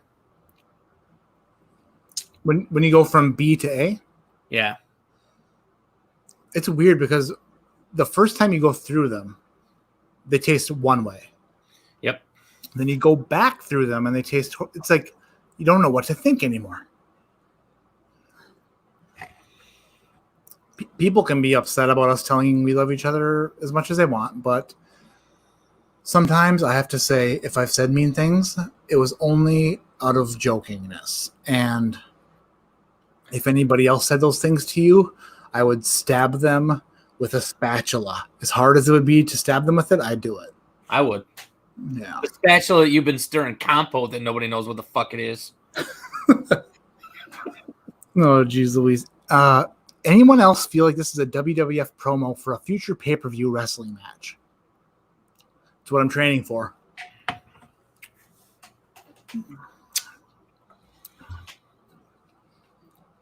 God, I wish I knew what B was. 8, 20, 35. Have you even started to like figure out prices yet? I put down some what I thought were Wow, we've proof. been going at this an hour and 20 minutes. Have we? And I have yet to consider that. Right. I haven't either. I wrote down what I think possible proofs were, and what I thought maybe the whiskey was on two of them.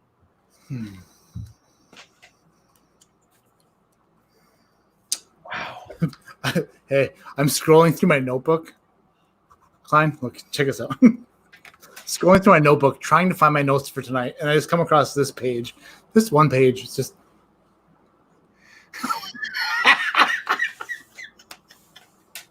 There is nothing more Matt than that right there. I mean, happy to find the page, I guess, but I still don't know where I'm at here. That's why I wish the thing wouldn't have closed back up on me. Oh, boy. Oh, it was upside down. There we go. Friggin', I'm back to it. All right. We really have 4 hours before Matt's put. Okay.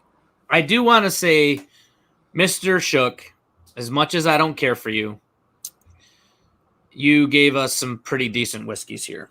And you have yet to give us shitters. So if there's one thing you can do well, it's, send us whiskeys for a tasting. So thank you. Was that a compliment?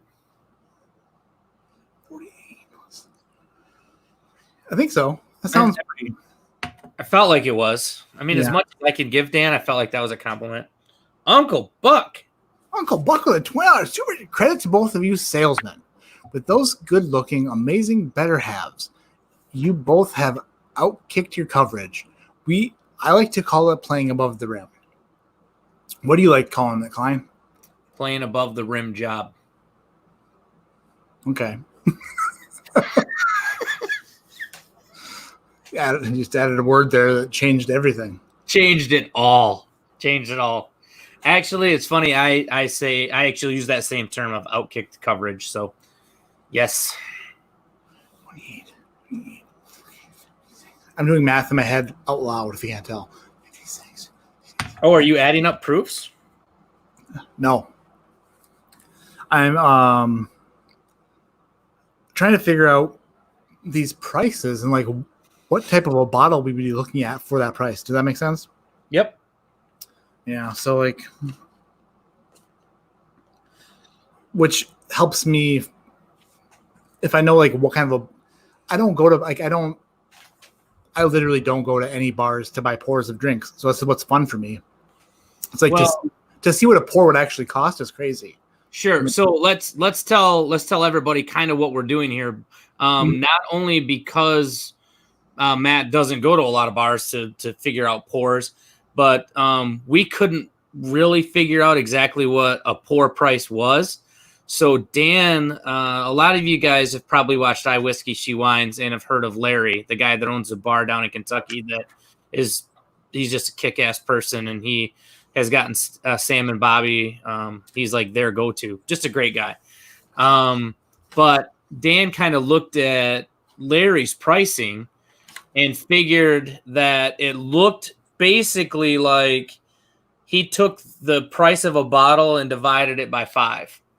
And so that's what we did. That's what Dan did to get our pricing. So and I told Matt that before the stream. And that's kind of how we're figuring out the prices of the pours. Nailed it. You did good. He says, I told Cline this bar said they divide retail cost by 5, and that's the price of the pour. Yeah, that makes sense. That's kind of what I was doing in my head, just to figure out like what we're looking at for bottle prices here. And it's weird looking at prices of a pour for me to consider, what's happening. 60 divided by 5. Now we're doing math. This is the fun part where we drink and do math. And everybody is upset with us not being able to get to 7 when we subtract and stuff. So,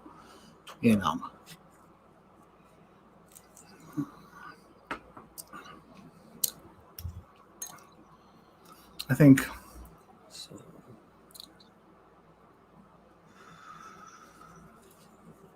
Oh boy.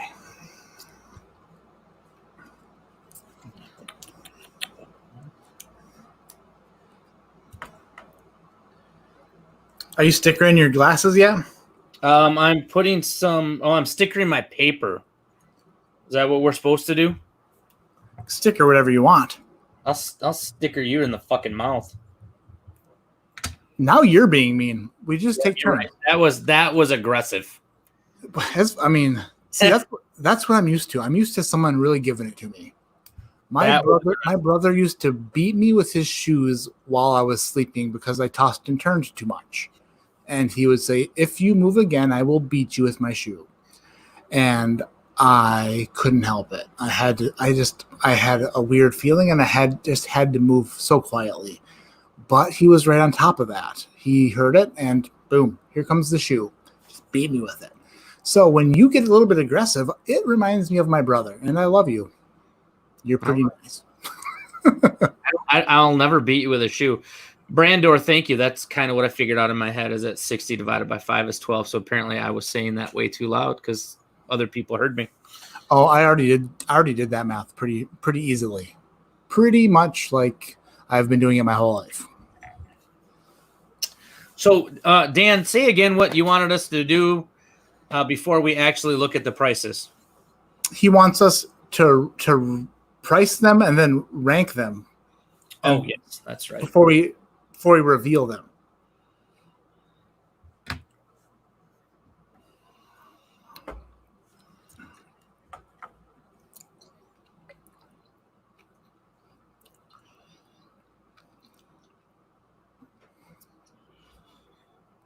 I think that I might come out of this with 0 points. I might too. I'm honestly on the prices, and I shouldn't tell you this, but on the prices, I'm thrown off on C and D. If D is what I think it is, Can't tell you what's really funny is that those are the only two I don't have prices on yet. Yeah, I've put prices on the other three. I don't know what prices you put on them, but I've put prices on the other three. If D is what I think it is, that makes C something that I don't have a fucking clue what it is. But So I have a guess based off of the price.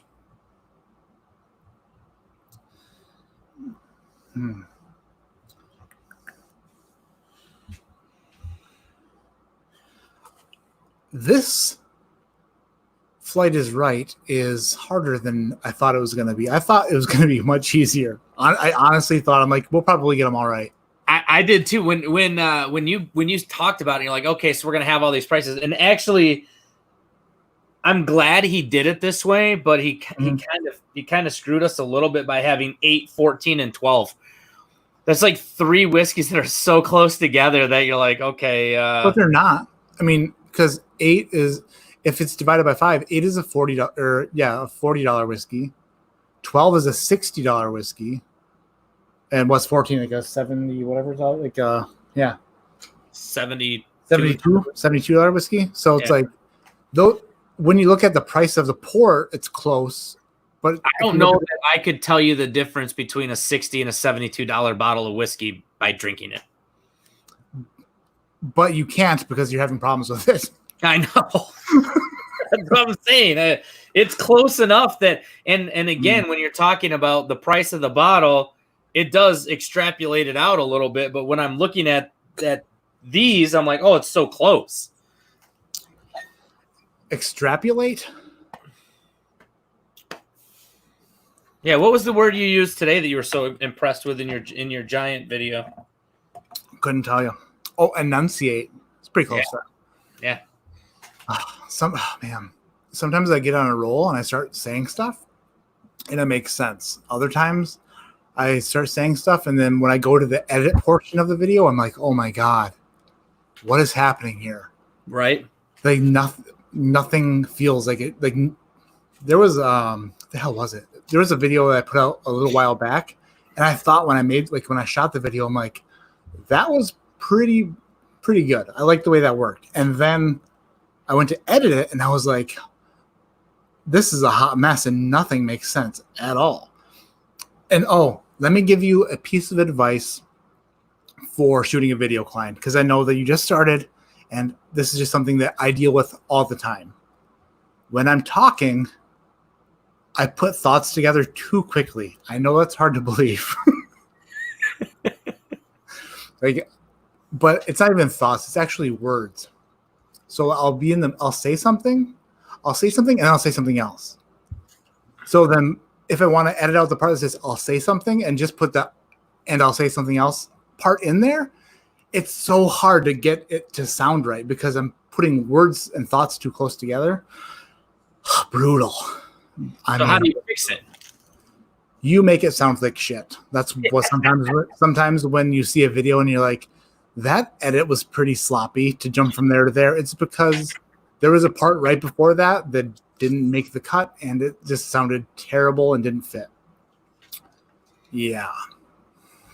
Holy Dan L. Dan L. Right, you have to put them back in the glass. Came to play. Son of a gun, that's hard to do. But hey, rules are rules. And I will abide. If this is the price of right rules, I would go $1 banking on them messing up the math. Oh, that's probably legit. He's just gonna bid $1 that we're gonna fuck it up. All right. So have you put dollar amounts on all of them now or no? I have all but two, and I'm vacillating between the two. I forgot to look at that. Looks way better. Something happened and those went away. What went away? Now it looks so professional. What went away? The thing on the bottom and the stuff on the top. The stuff that doesn't matter. But the stuff that does matter to me. Oh man. So D is wonderful. I just have to say that.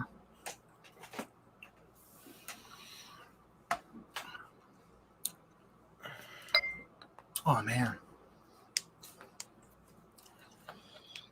I know everyone's gonna say, "Oh, he loves the D," but yeah, guess what? The D is good.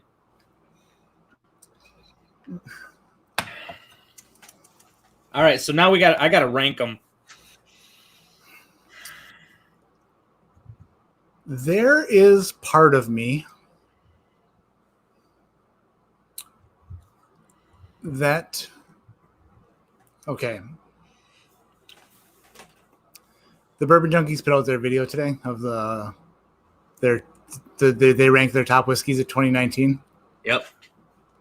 And I honestly he might have just poured those in these, but I can't remember how many he had in there. I remember there was a President's Choice, there was a Stag Junior, there was Pappy 15, and 2019 EHT barrel proof. Yeah. Is it unreasonable to think that this flight is that? Yes. You don't believe it's that? Sometimes when I drink good whiskey, I don't know. You burst into my bubble. I will tell you there is zero chance that there's President's Choice in here. Because they didn't have very much left. Well, not only that they didn't have very much left, but that is, dude, I can't even describe how great that whiskey is. That bottle that they have is just amazing. So that's not in here. The barrel proof is not in here because Dan didn't have that yet. I don't think, because that's mine. And I don't think Dan had that yet when he was doing this for us. In fact, no, he didn't, because he came over to get it and brought me the samples.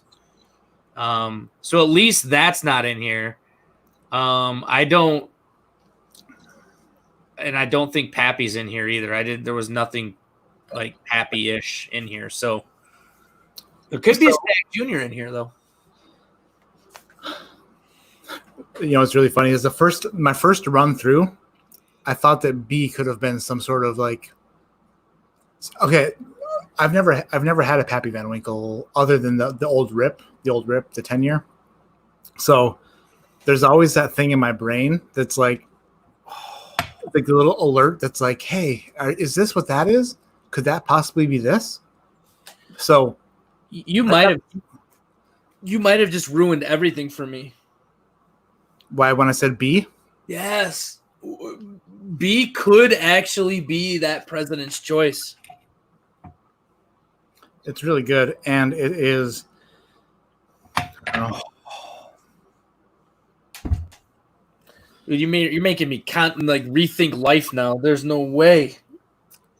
sometimes what happens is a guy that has a very scattered brain just meets a man who is so well put together and is so clean and organized, and he just grabs him by the back of his neck by the hair and just drags him down to his level. Welcome to my world. So you're making me pour more B in here, and you're gonna ruin this whole damn thing for me.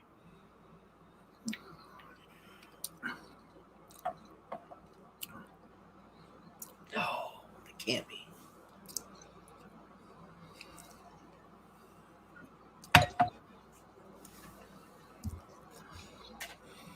So one of these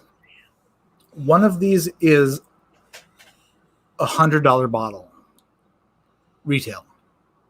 Yep. And one of them is what the hell is $175 bottle? Is that what a $35 pour would Roughly, yeah.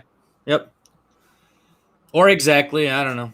Yeah, so 100 like I honestly oh, wait a minute. I want so at $35 a pour, $175. The only thing I know that retails for $175 is a Wild Turkey Master's Keep of some kind. Now, which friggin' one is it? Dude, there's Chris Reggie said I'm experiencing a glitch in the Matrix. That's very true.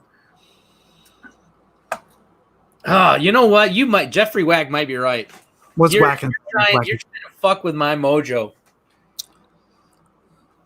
I have not ever been known to do that, but it's a new day. And apparently I am overconfident and aggressive and kind of mean, which I'm so sorry about.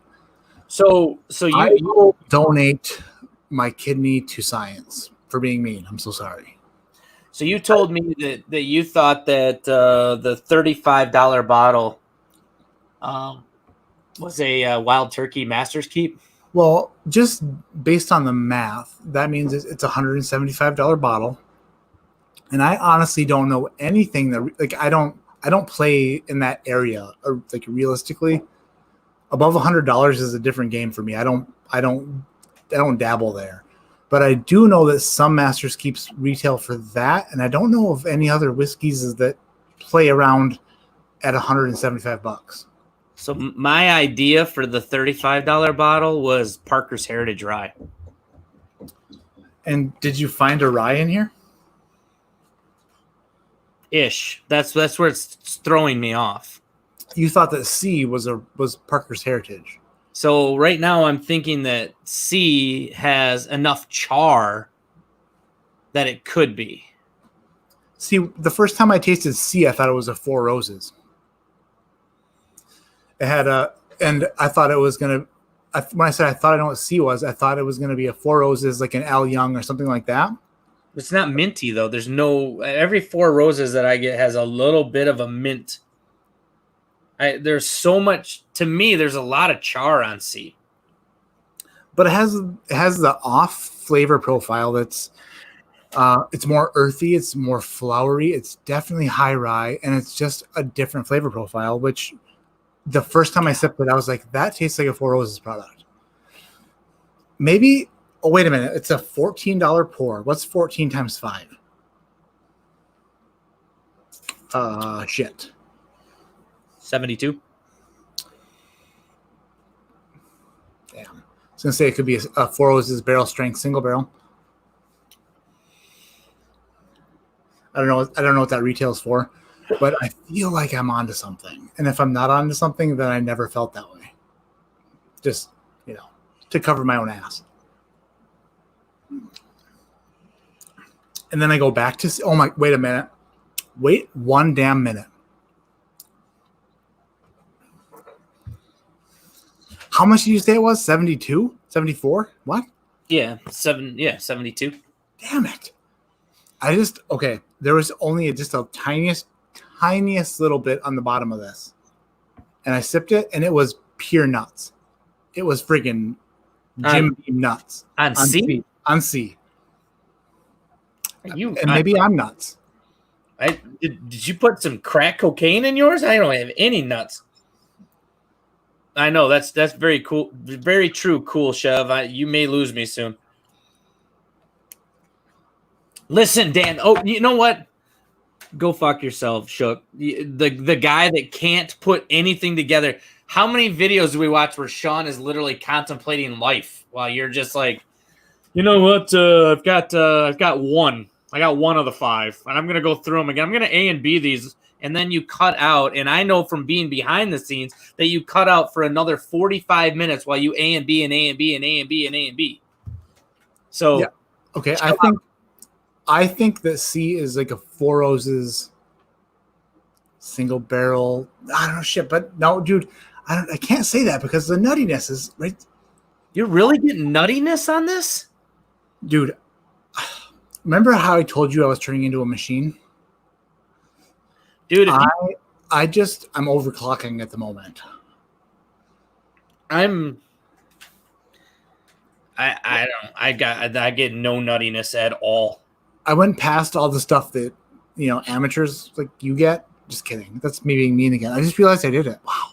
When I get mean, I need to get zapped by something. I'm sorry. I don't know what I'm talking about. Goes to your balls. So okay, this is actually the truth. When I get overconfident and I start talking like that, that's me compensating for me not being sure. That's actually what that is. I just realized that.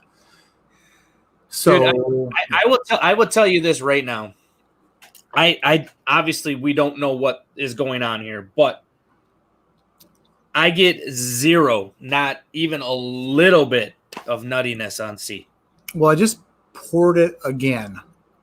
Little tiny bit, and I went through the old sipper, and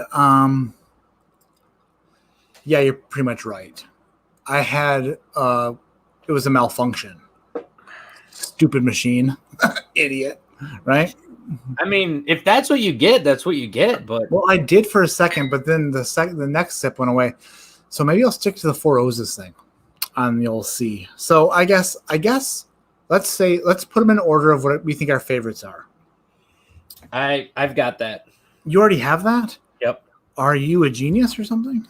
No, I said that like 10 minutes ago. I said, I guess I've got to go through and put my order of favorites in here. So, Chris Reggie, I would never, ever in a million years be the fight everyone in a bar guy. That's not me at all. I mean, I might say something that would get me punched, but I'm not fighting anybody in a bar. What are you going to say that's going to get you punched? I don't know. I say too many wise-ass comments that somebody's going to like take offense and punch me in the face. But I don't think you're the guy who says wise-ass comments to strangers. Not generally, no. Just to people who you can, like me. Right. Just to people I love. And I haven't punched anybody in the bar since I was like 7. And that guy deserved it. Was that the guy that gave you the water? No, he's the guy who gave me a noogie, and I was like, not in my bar.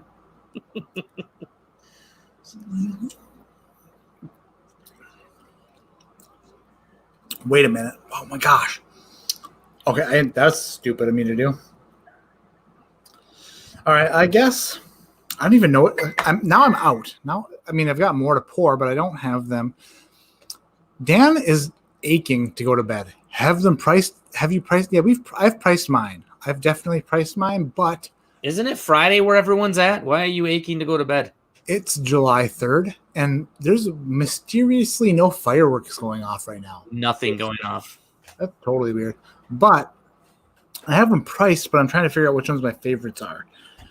if I went by, I guess I'll just go by which ones I thought were the best prices. Because whatever.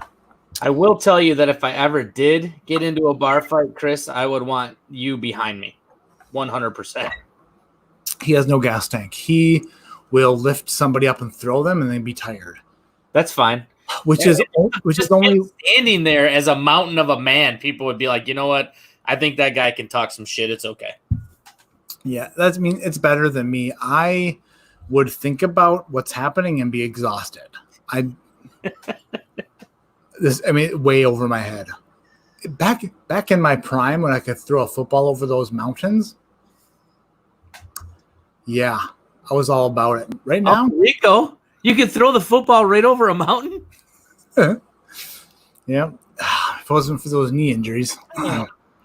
That should change Blob Barker right now to Uncle Rico. I don't know how, but I will. Oh man, Josh Anderson, he says this is the best entertainment in the nation right now. Take your time, guys. Thank you. You know what? That makes me feel better because this. It makes me feel better too. I'm going to put more B.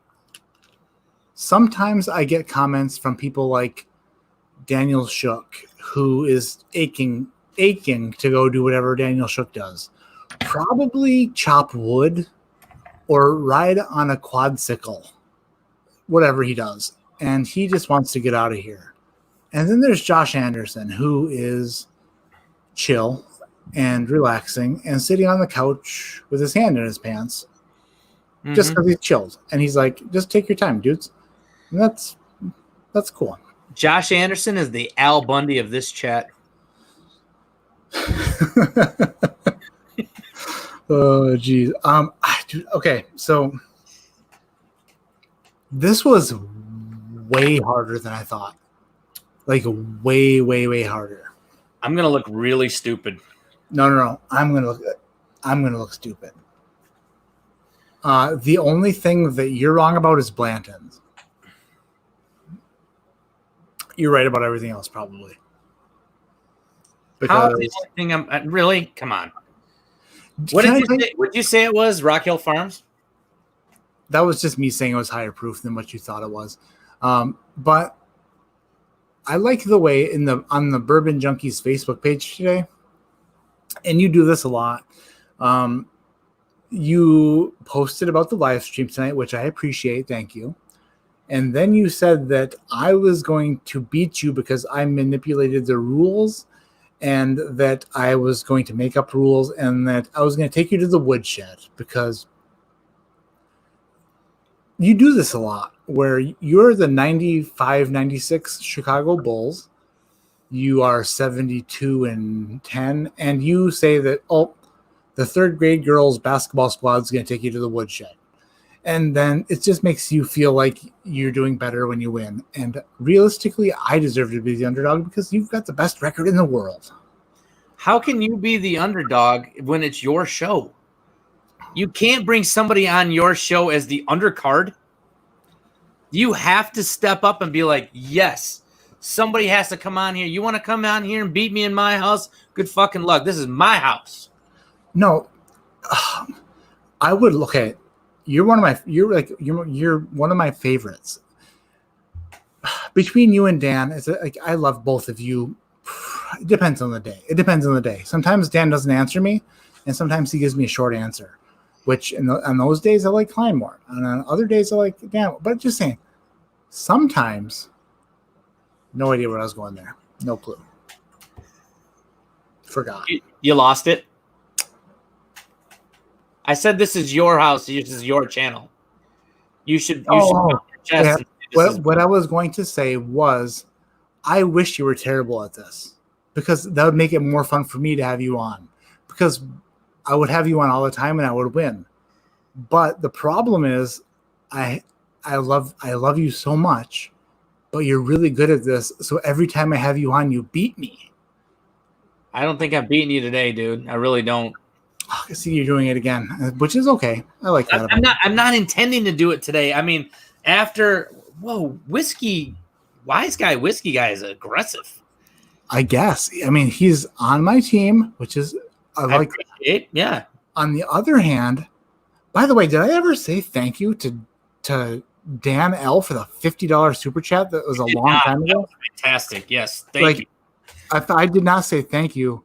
Holy crap. Because I just for a second remember, if you don't get I did. If you don't get them right, you've got to put them back in the glass. I did read that, and I did say thank you. I'm going to say thank you again because I just, for some reason, remembered. I'm like, holy shit, did I say thank you for that? Because that was crazy. Thanks so much. Sometimes my brain does that, where it just zaps. Chris Reggie wants to know when it is that you like Sean more. When do you like Sean more? When he isn't there? When he is Michael Cline? That's my favorite Sean. When Sean's hunting, when Sean is getting married, when Sean's on his honeymoon, my favorite Sean ever.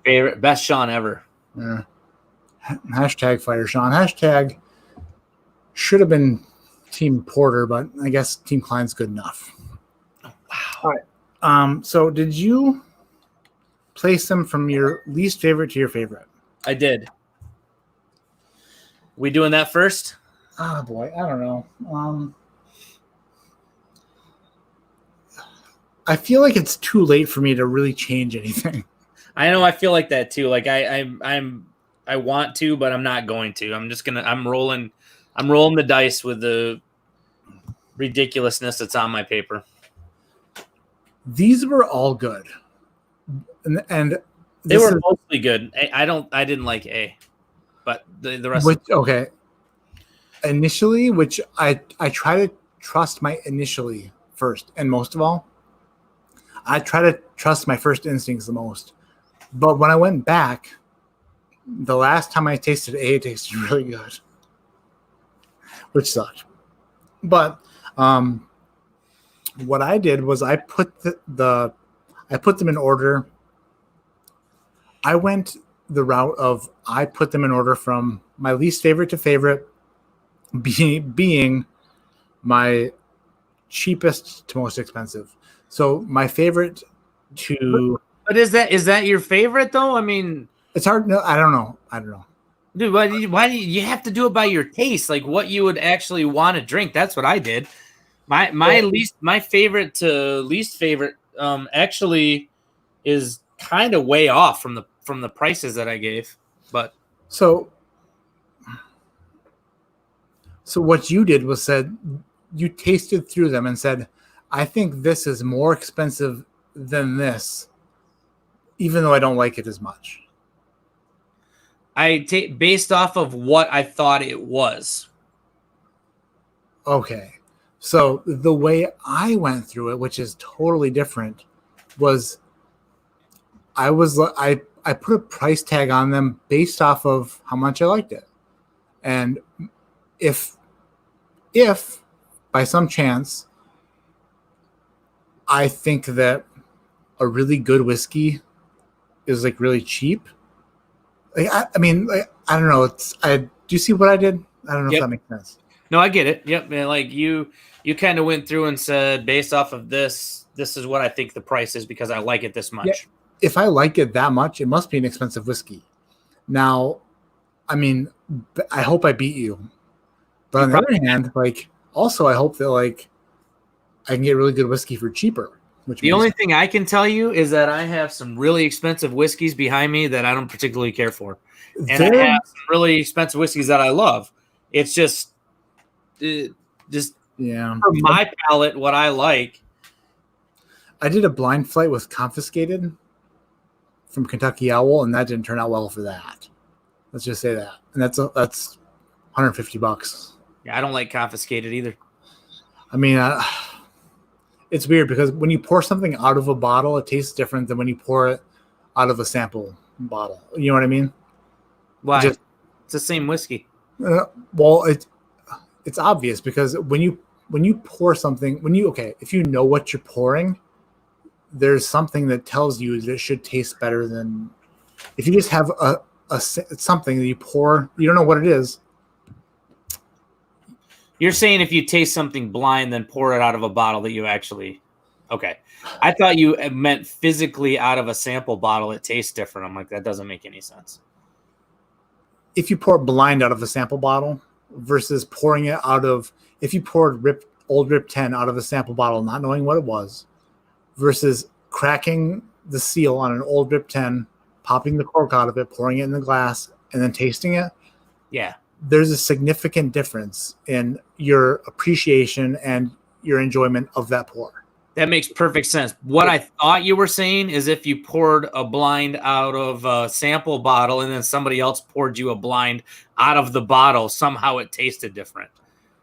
But No, now I get what you're saying. I'm happy that I went further into that to make more sense, because that doesn't make sense. You're right. Yeah, I'm like, it's the same whiskey. It shouldn't taste any different. But yes, I get what you're saying. At this point, see, okay, and then Bourbon Stain says blind is best, which is weird too, because it's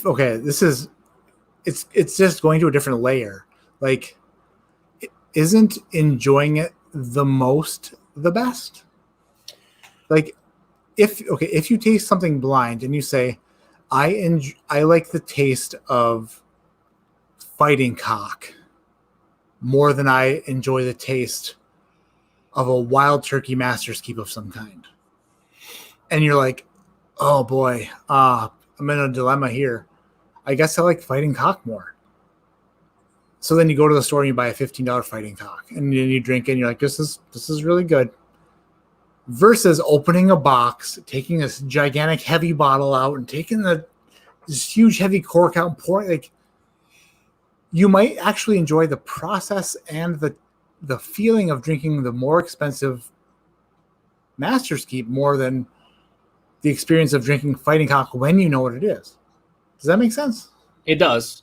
But what I can tell you by doing blinds is that I've come to realize that a $60 to $100 bottle is my sweet spot. Yeah, dude, $60 is where the really, really fantastic bourbon lives. That's for sure.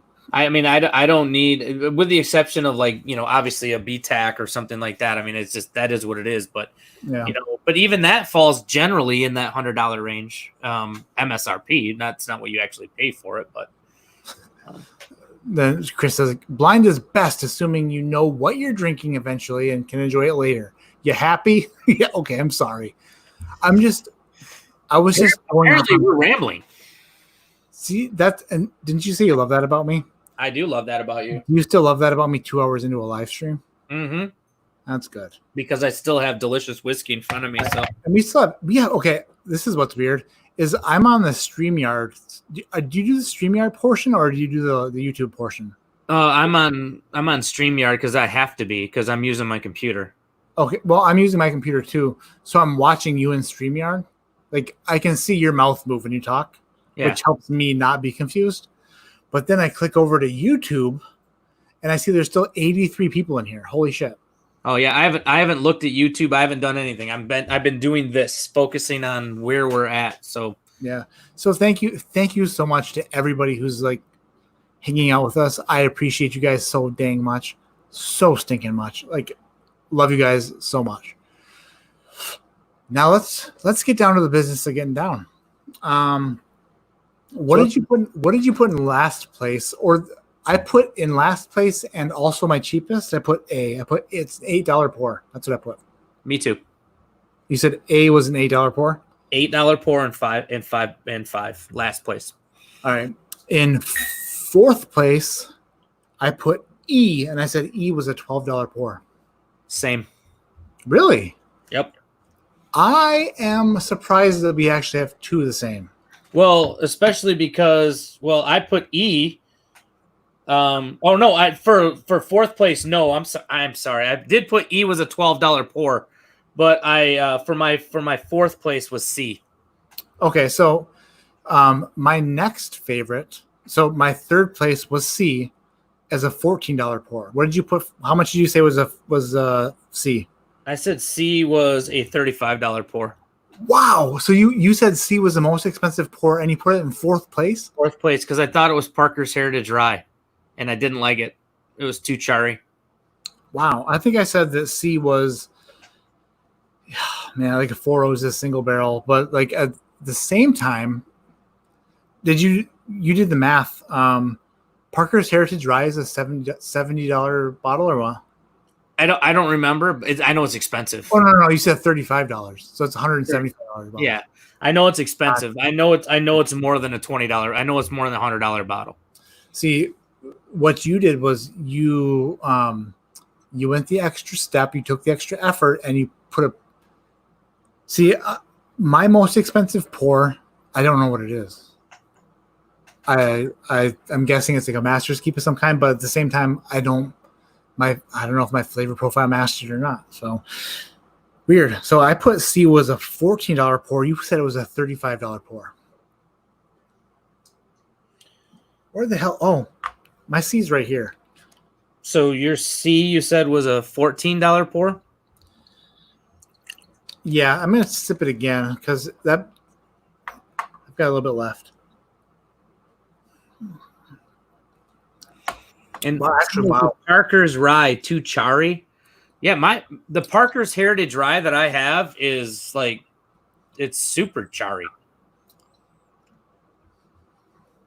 So and D Silv says it's a $190 bottle, so obviously I'm fucking wrong.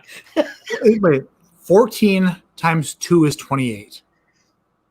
Wait, oh my gosh, 35 times 2 is 70, right? Yes. Times 2 is 140. Yeah. So that's plus 35 is 175. Yes. So it's a $175 bottle. Yeah, and D Silv just said that Parker's Heritage Rye is a $190 bottle, so obviously I know nothing. This is based off of the Michigan sheet. So who knows, right? Right. So I just tasted C again. And it's really good. This is coming off kind of a fresh palate. Like I took a little bit of a break. But I don't think it's a rye, dude. I don't think it's a rye. I think that you are. Man, you might be right, but it doesn't give off the rye vibe. See, and that we said that earlier, and I think it's because of the char. You think the char is covering up the rye notes? Yeah, I mean that is a spicy gal. It's spicy, but I don't. And I feel like so like really dig your nose in there, man. I mean, I don't know. That is charry. That is yeah, for sure. The only thing that I've ever had that's that charry is my Parker's Heritage Rye, and it's super charry. I mean, really charry. Huh. To me, apparently not to everybody else in the chat, but to me, it's all right. So then in second place for me, I said was a $20 pour, and I said B was a $20 pour. I said B was a $14 pour, and that was my number one.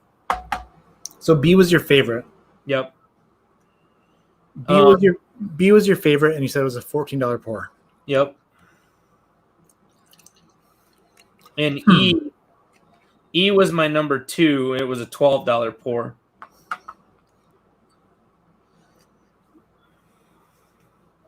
So my two favorites were a 14 and a 12 in my.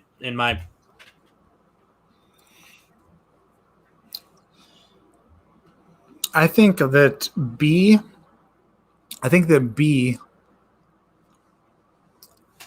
is, man, that's so good.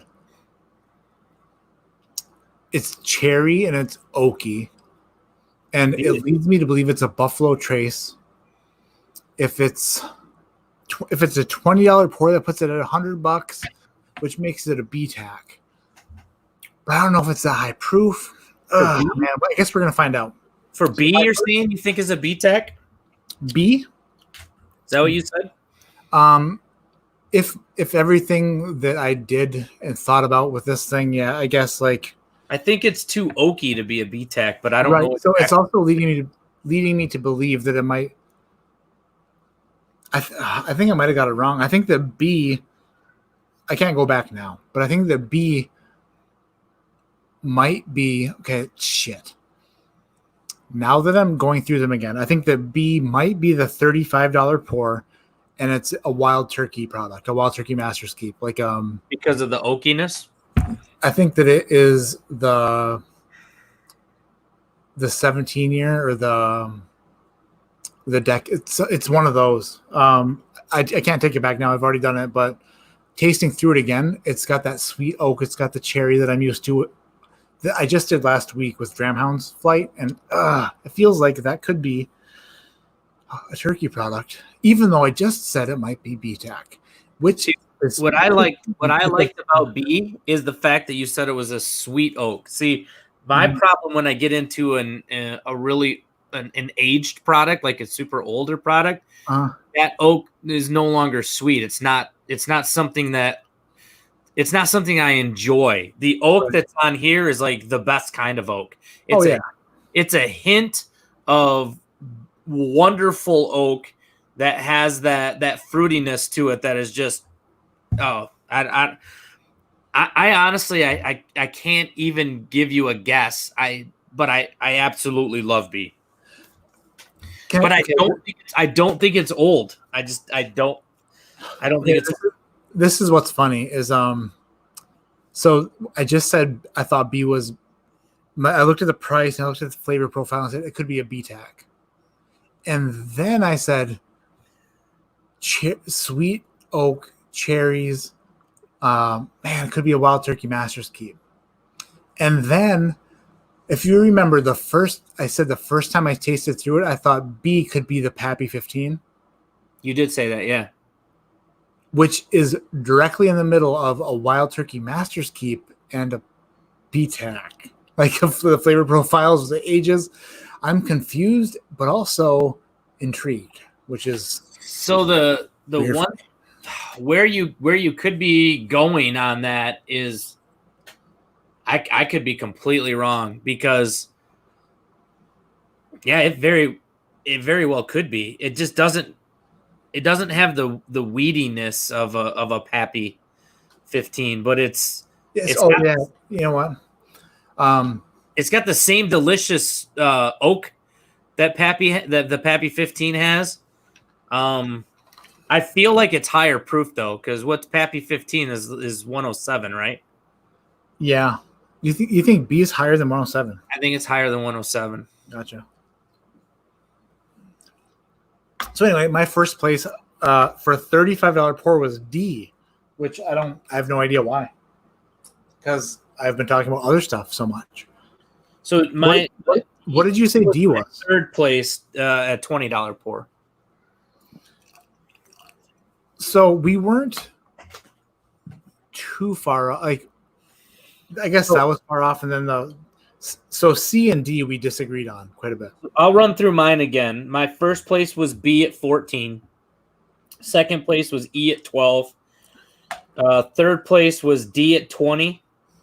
Fourth place was C at 35, and fifth place was A at 8.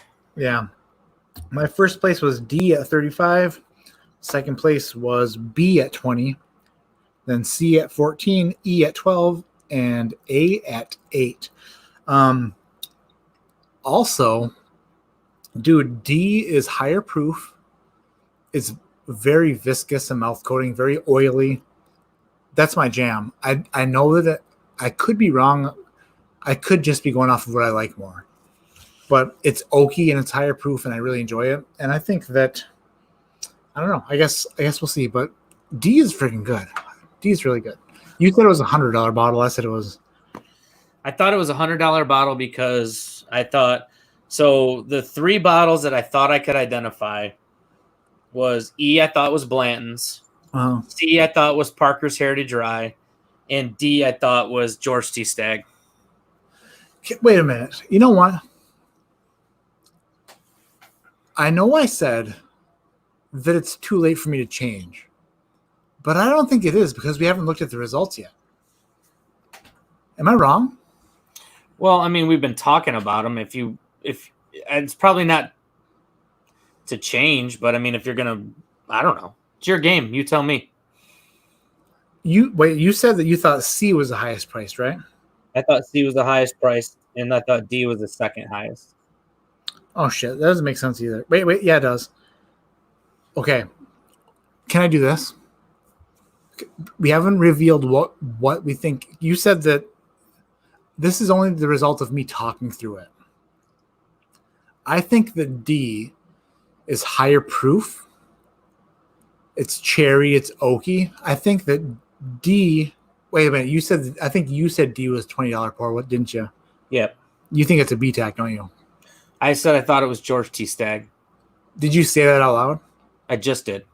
Oh, okay. When you said, wait, let me talk this through. I said that I thought that E was Blanton's, C was Parker's Heritage Rye, and D was George T. Stagg. I don't know what A or B is. I don't have a guess. And I'm excited to see what B is. This is the move I want to make. Because man, I know it's hard to believe, but I didn't hear you say George T. Stagg. But when I sipped D again, I thought that fits the profile of like a high proof Buffalo Trace. And I was gonna say that at $100 that makes way more sense. And I think B is the $35 pour, and it's a Wild Turkey Master's Keep of some kind. Okay. So what is it that you want to switch? You want to switch? I want to switch my price tags. I want to say that D is a $20 pour and B is a $35 pour. And it has nothing to do with anything that I said. I don't think so. And if you say it has nothing to do with what I said, then I'm not going to be mad at you for switching them, because I don't know that we're wrong. I don't know. I don't. Okay, so I made my order. We're sticking with my original because no excuses and no excuses. So we're sticking with the original because I don't know if you influenced me in any way or not. You might have. Who knows? Who's to say? Edward Cummings, $5 super chat. Just because I've been drinking 2 and I feel like Matt sounds, laugh out loud. Oh shush. Oh my gosh, this is the worst part. You know why? Because sometimes I feel like I don't sound bad, and then Edward Cummings says you sound like shit. So that sucks. Wow. All right. Well, I got to tell you, I don't know that you sound any different because I probably sound just as bad. So no, you sound very good. To Edward Cummings, I sound like he feels, and he said he's been drinking. All right, here we go. We're tearing them open. Yeah.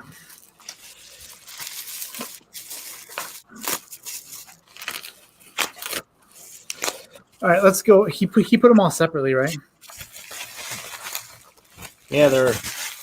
Oh wait, we didn't do total proof. Did you look at? No, I wrote it out. My total proof, 572. Okay, hold on. I'm glad we did this. Like, we almost forgot that part. Oh boy. So I did 100, 120, 130, 129 because of George T. Stagg, and I actually looked, so that might be cheating. And then 93 for Blanton's. Okay, hold on. I've got.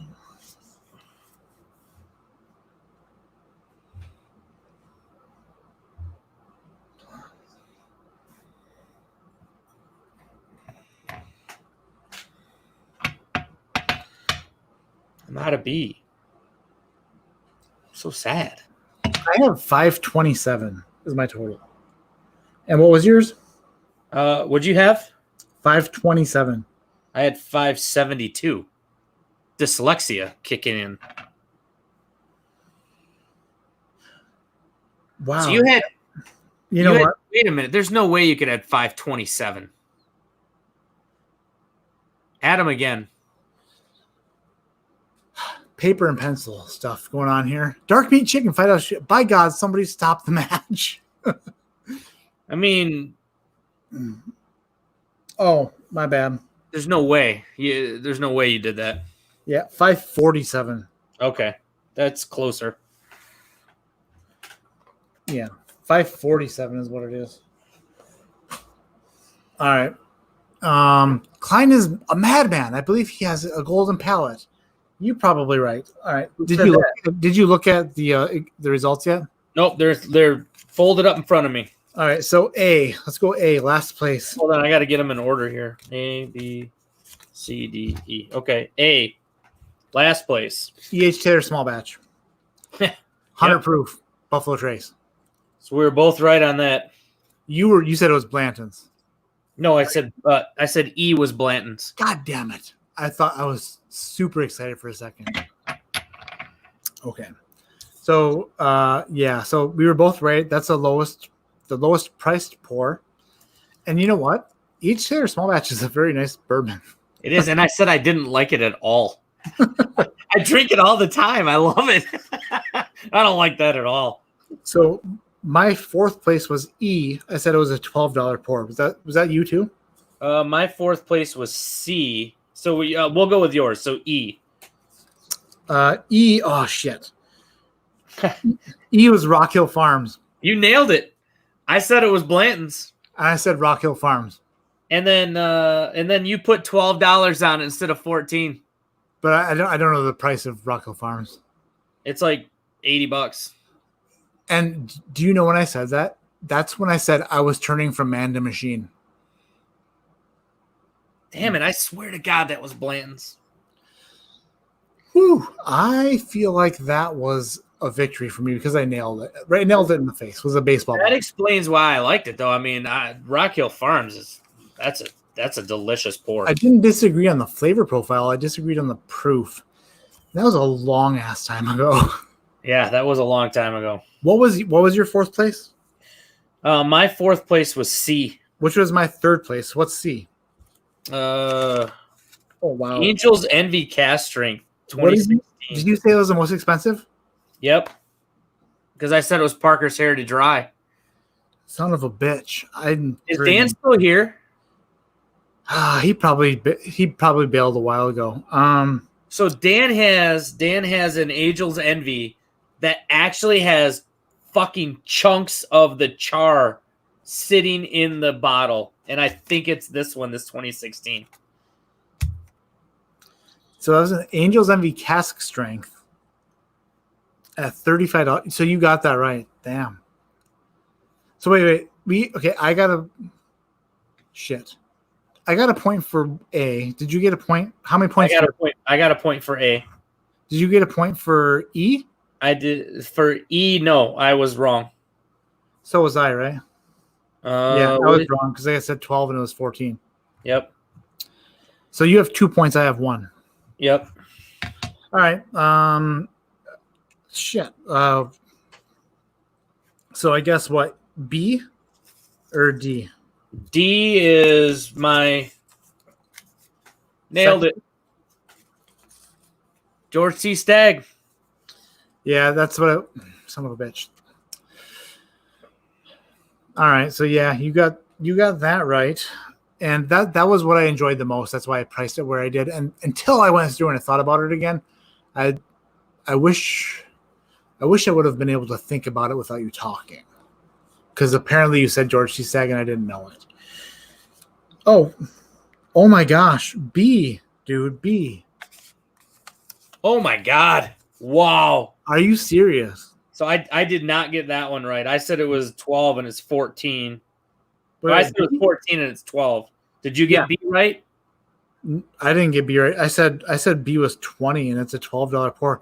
B was 1920 from Old Forester. Old Forester 1920. That was the one I marked as my favorite. So I got 1 point out of 5. How many did you? 3 points out of 5. In the final showcase showdown, I will wager my 1 point. Oh shit, he didn't give a total proof. Oh no, he didn't. So wait, what's George C. Stagg? Was it 2019 was what 116.9? Is that right? I have it right here. Oh, it is 116.9. Yep, good call. I've never even seen a bottle of it. 116.9.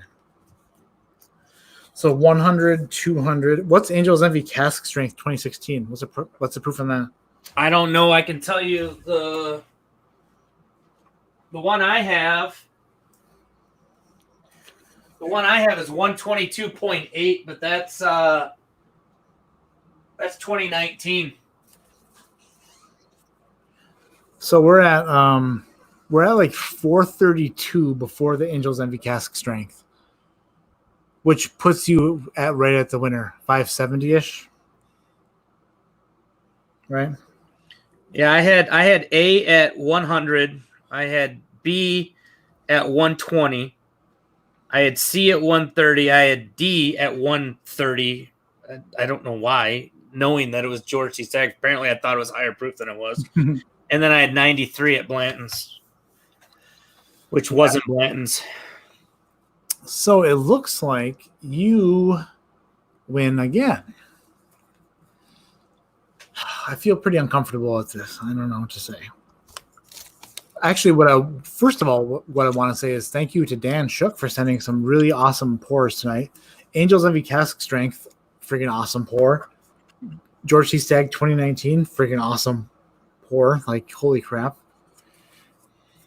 Old Forester 1920, apparently such an underrated whiskey. That might be. I just put out that video that said that Knob Creek single barrel. My dog's barking out back. I'm gonna be right back.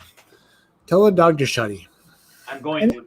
Anyway, I said in my most underrated bourbon on the planet video that Knob Creek single barrel was the most underrated bourbon on the planet. Well, crap. Old Forester 1920, although regarded as a good bourbon, is friggin' fantastic. 124.6 for the cask strength 2016. Thanks, Mike. Appreciate that. Oh, boy. So that means that, what did he say? I think his number was like 570. So we got 100. Let me do the math real quick. Rockhill Farms is 100. E.H. Taylor is 100. So 200. Old Forester 1920 is 115. 315. George C. Stagg is 117.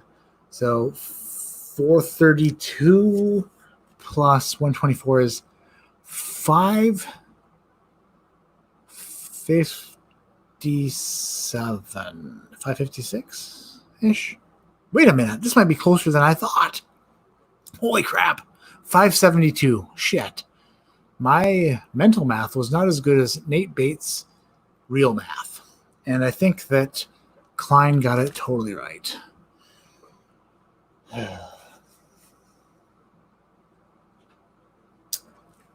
Cline said 572 and it's 572. Are you shitting me? There's no way that's right. There's no way he guessed it right on. If he nailed it on the head, then we need to do some investigating. There's no way I nailed it on the head because I was 100, 120, 130, 129, and 93. So I've got okay, so shit.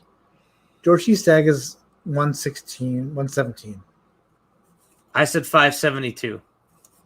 You said 572. Right, so 100, 200, 315, 450. So what's 432 plus Angel's Envy cask strength of 124? 432 plus 124 is 457? 456? So you were closer. What did I say? You said 547 or 5 something like that? Did you wager all your points? I wagered 0 points. You wagered 0 points. You're a dick.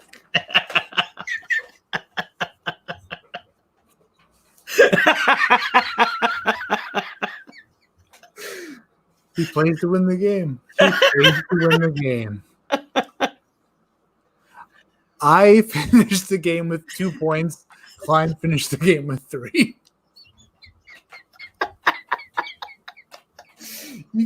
You couldn't have wagered a single point. What? No, I said 527, and then he told me to recheck 547, but he added wrong. It was 547 was my total guess. So I have 2 points. Cline has 3 because Cline wouldn't wager a single point. What? Wait a minute. Why would you? I mean, think about it this way. If you're in Final Jeopardy and you're going to try to win the game, and you know that if you wager $1, you could lose.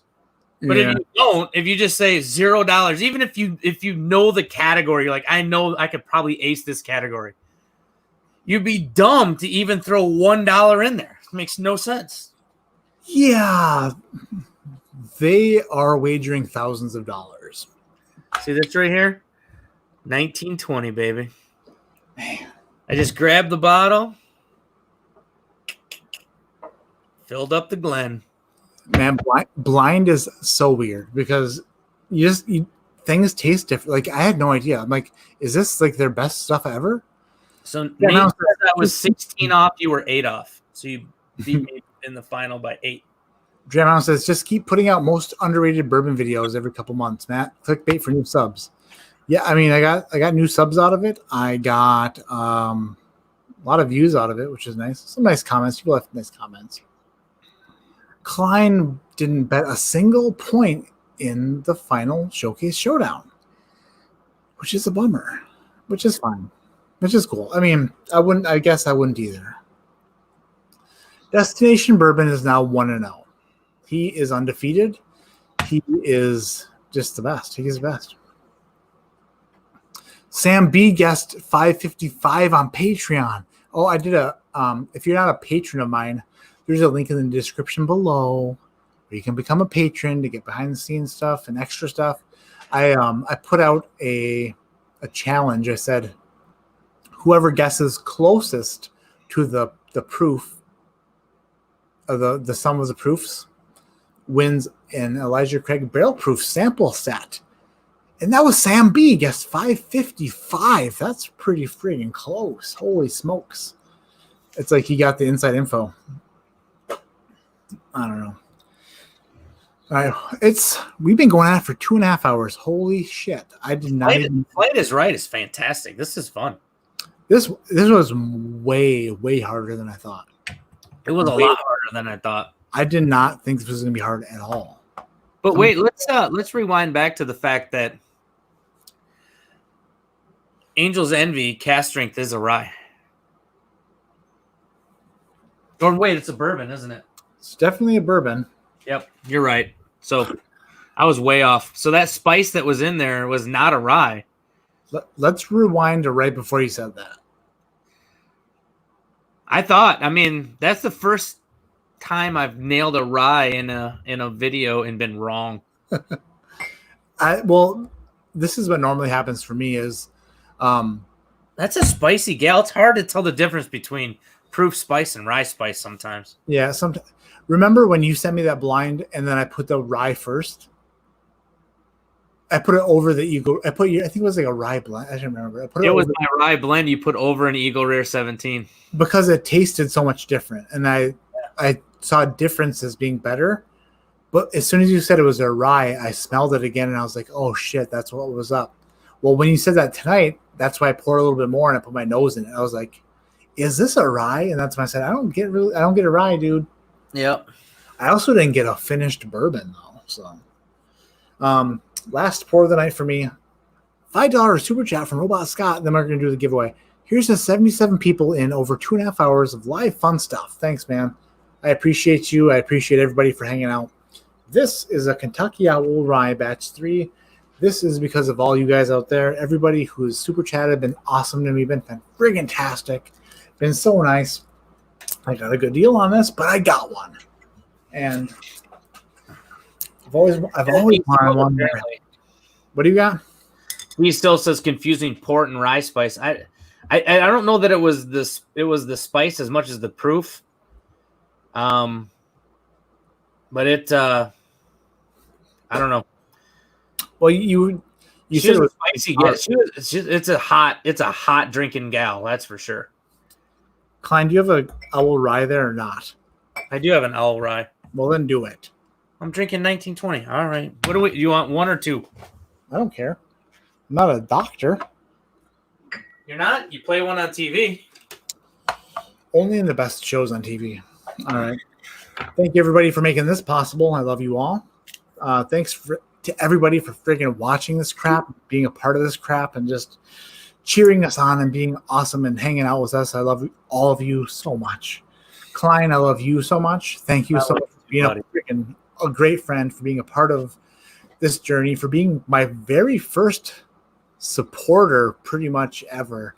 You believed in me before my mom believed in me, and she was pretty early on the old Matt train. So thanks. I believed in you then, and I believe in you now, and you're my dude, man. So you're my guy also. You pushed me to make sure that I put out a channel, even though I said I wasn't sure if I wanted to. And I appreciate that. Dude, you're just a good guy, man. So, oh, thanks, buddy. If I've been mean to you at all ever, I take it back. I'm so sorry. And we hugged it out virtually until we hug it out physically. So here we go. We're going to do the drawing again as soon as I do this pour. So this is Kentucky Owl Batch 3 Rye. And happy birthday tomorrow to a great country that I'm proud to live in, which is America. That was a great pop. That was a fantastic pop. Okay. Here's to hoping somebody has a sheet. Y'all can check out my Patreon too. It's just about set up. I have everything except for the last 2 tiers finalized. I had some things in there that Dan told me that I needed to take out because of some giveaways and the fact that July 1st, Patreon was going to do something with taxing. Yeah. So the top 2 tiers are a little funky, but my Patreon is up and running at Patreon/Destination Bourbon. Really? That's freaking, well, I'll be right there. I'll be there in a jiffy. Yeah, let's race to see who can be my first Patreon. All right. So I don't think we have. This is what I was talking about. We're going to get to the giveaway as soon as I get to writing them down. This did you get like the greatest dill pickle chip? I haven't tasted it yet because I just realized that I don't think anyone kept track of super chats. Oh, so. Well, guys, it could just be me and you for a while now while Matt's calculating. So tell them more about your channel, like what you're going to be doing with the Destination Bourbon channel. So the purpose of my channel, basically, if you haven't seen the video, is Destination Bourbon. Like, so we're gonna go around. My job is that I travel around the country, and I get to experience different areas, get to see different places, find some unique bourbons and stuff in different areas. So the idea is that I will be doing some videos, hopefully with a lot of you, because when I'm out in the area, I want to say, hey, guess what? I'm traveling to Atlanta, Georgia. So whoever's in this area, if you've got an idea for a great place for me to go to the bar. I see it, Trev. Sorry to interrupt you, Cline. Trev has the list. So, Trev Wilson, thank you so much. I'm sorry, Cline, to interrupt you like that. But he was saying he's got the list. And my wife texted me saying, Trev has the list. Trev has the list. Trev has the list. So I think Trev has the list. Apparently. Sorry to interrupt you again. No. Just felt like I was being pressured to say that I get it. That's fine. It's your channel, dude. I was just rambling to kind of fill time while you were doing your thing. So all right. Trev Wilson, how many numbers we got? Donnie's my first patron. Damn it. You got there before me? Yep. Son of a biatch. Okay, Trev, how many numbers in the list? Josh Anderson, thank you, man. I come to Houston quite a bit, so I will look you up next time I'm down there. This is how far I got before I found out that Trev had a list. I got, let's see here, where'd it go? Funny, I found that page again. The booby page. The boob page. I got numbers written down. I got Patrick Fulmer, and then I found out that Trev had a list. 43 names. Hells yeah. We're gonna do. This is for bottle of Weller Special Reserve. I'm going to wrap this thing in American flags and send it out. It'll be out hopefully. Yeah, it's been taking me about a week to send stuff out because children and my wife working and stuff. So it'll be out within a week. This is where we get interesting. 43, he said. 40 friggin' 3. All right, here we go. Choose a number between 1 and 43.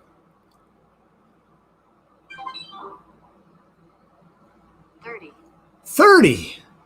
Trev Wilson, who's number 30?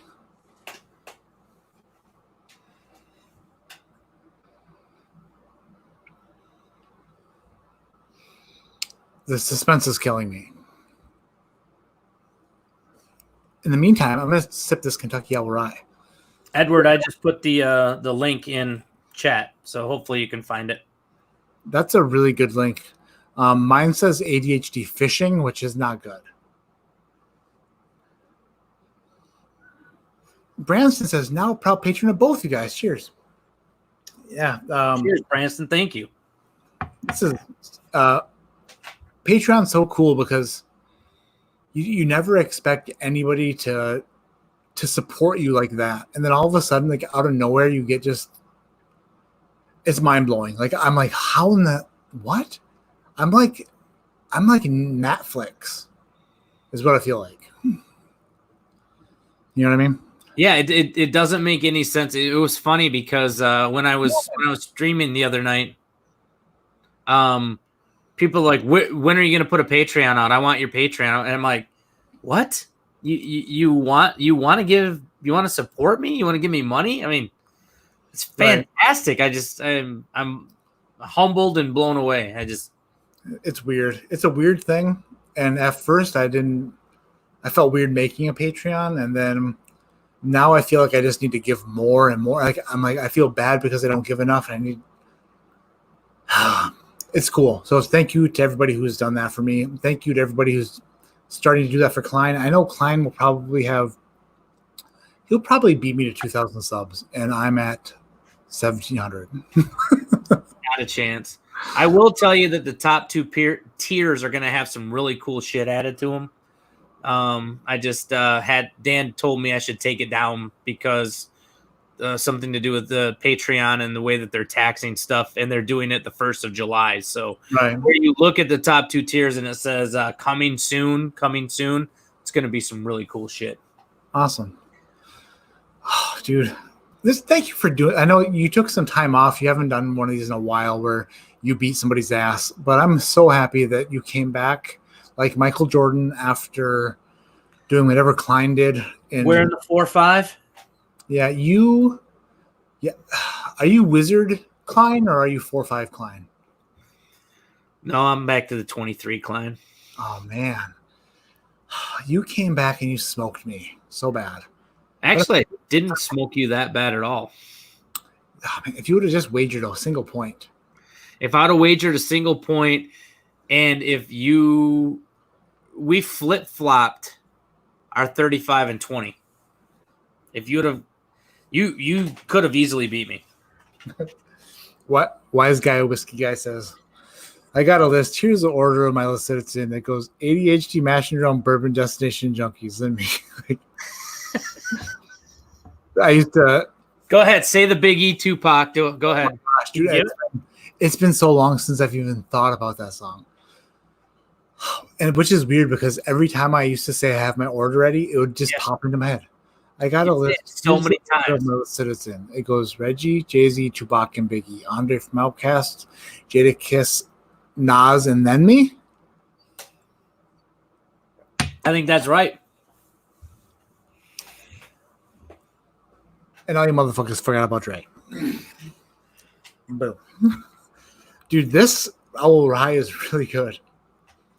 To me, it's like if you've ever gone to like the fair and gotten deep fried pickle chips. Oh, okay. This is weird because you had me until pickle chips. The nose is deep, is like an elephant ear. The nose, for sure. But when you drink it, it's like a It's like a deep fried. So you take that elephant ear and then you throw it into dill. Also, what happens for me? Although you do have a different batch than me too, so This is 3, but I'm drinking 2. So what happens for me, and this happens a lot. People say that Willet Rye is very dilly, and I understand that. But in my brain translates dill into cinnamon. So like a strong dill note turns into an atomic fireball note in my brain. They're very weirdly similar. Where like I can see the dill, but I choose to think of it as an atomic fireball because it's more enjoyable to me. It's weird, but it makes sense. And you know what, Josh Anderson, you're absolutely right. When I said it reminded him of whiskey disappointed me, that's exactly what I thought it was. I'm like, it's got high proof. I'm almost positive this is 2019 George T. Stagg, which is what I've got over there on my shelf right now. Mm-hmm. Yeah, if you would have put in there like, yeah, that was an awesome flight. I'm so happy. That was good. That was real good. That was a great flight. You get no dill from Willet? Really, Nate? Well, no, that makes sense to me because it makes sense. Nate, do you get cinnamon on there? Do you get lots of cinnamon? Because I relate. People say dill, but I know what that note they're talking about is, but I feel like in my brain it just turns into cinnamon to me. I think that's what I think. Michael Monet says, holy shit, what'd I miss? A lot of blabbering, about 3 hours worth. You know what, Mike? We'll rewind it back and go through it for you again. You ready, Matt? And this time I'll get it right. I don't know. This was fun. This was a lot of fun. Dude, thank you so much for hanging out. Is Carrie still on the other side of the camera? Or did she go to bed? Oh, no. As soon as I told her she could go sit over there, she left. Well, it was nice of her to join us for a minute also, but it was. She's your biggest fan. I'm her biggest fan. This was fun. Andrew Buchanan, you definitely won the Weller Special Reserve, so there's that. Congratulations. Yep. Andrew the Cannon Buchanan won? What? He friggin' won. Him and his cannons. He won. I'm about to go pull the dill out of my cabinet. Really? Cinnamon? All right. I agree with Josh. I kind of understand where you're going with that, but wow, I don't know how to explain it. It doesn't. You're talking about a artificial cinnamon from an atomic fireball versus a cinnamon stick. Correct. It's okay. So I get dill too, for sure. Like I 100% understand I get dill, but I also get like the spiciness. It has nothing to do with what I'm tasting. It's all about like some receptors or something that like it's like a nostalgic something that like makes me think of an atomic fireball. And I know that's probably not the same for everybody, but I don't dislike the dill. It's just I don't know. I don't know how to explain it. It's stupid. I'm dumb. No, you're not dumb. It's just that's honestly, Matt, that is the most amazing thing about whiskey to me. And the reason that I wanted to start a channel, the reason that I enjoy what whiskey is it's different for everyone. I mean, what you love is different for people. The notes that you get off it are different for people. It's crazy. So I think I've said this before. My palate is actually closer to Sean's from the Bourbon Junkies. So like when we go through and we taste stuff, like I enjoy Antique 107. I really like that. I like that little bit of a floral note. That's something that appeals to me. It doesn't appeal to Dan. It's just as you like go on your bourbon journey, there's so many things out there about bourbon that appeal to you that may not appeal to somebody else. And what tastes what a tasting note to you is based off of your experience. Right. So earlier when we were talking about compote, you've never experienced that. So for me to say mashed up, like cooked down berries, you're Right. like, no, I don't know what the hell that is. I'm not gonna say You're never gonna use compote in a note because you've never had it. That's why I'm fucking dude. I'm so simple. I'm like blueberries, cake. I would never be like Jolly Rancher from the 1950s, new tire. But it's honestly, it's all about, yeah, well, that was bullshit, but it's all about like your experiences. So before I met Carrie, I would never have known what cardamom was. But she cooks baklava. She makes this amazing Iraqi style baklava, and one of the ingredients in that is this this spice that I couldn't put a note on. It's cardamom. Right. There's a lot of that cardamom flavor in different bourbons. Yeah. And since I've had her baklava, when I taste that, I'm like instantly, I'm like, ooh, Carrie's baklava. That's got to be cardamom. Right. So it's just, I don't know. It's all about your experiences in life and what brings you to what they are. It's crazy. Yeah, I had a Mackenzie Bottles and Bond last week. Have you had that before? It's like nope. It's a distillery out of, I think, it's in the New England region. It's either a New York distillery or like Connecticut, in this area, maybe Massachusetts, something somewhere in here. But a guy from Rhode Island gave me a sample of it, and he said it was way different, and it was super unique. And I tasted it last week, and like, when you taste stuff, it's not like this is what exactly this tastes like. It's more like what your brain is telling you. It reminds you, like it's more of like a nostalgic or like a weird wiring. And I sipped it, and it tasted like skunk, but not in a bad way. It was just like my brain just told me skunk, and I was like, "What the hell?" And I love it. It's really good. It's like peppy yum. Reminded you of the first weed you ever tasted.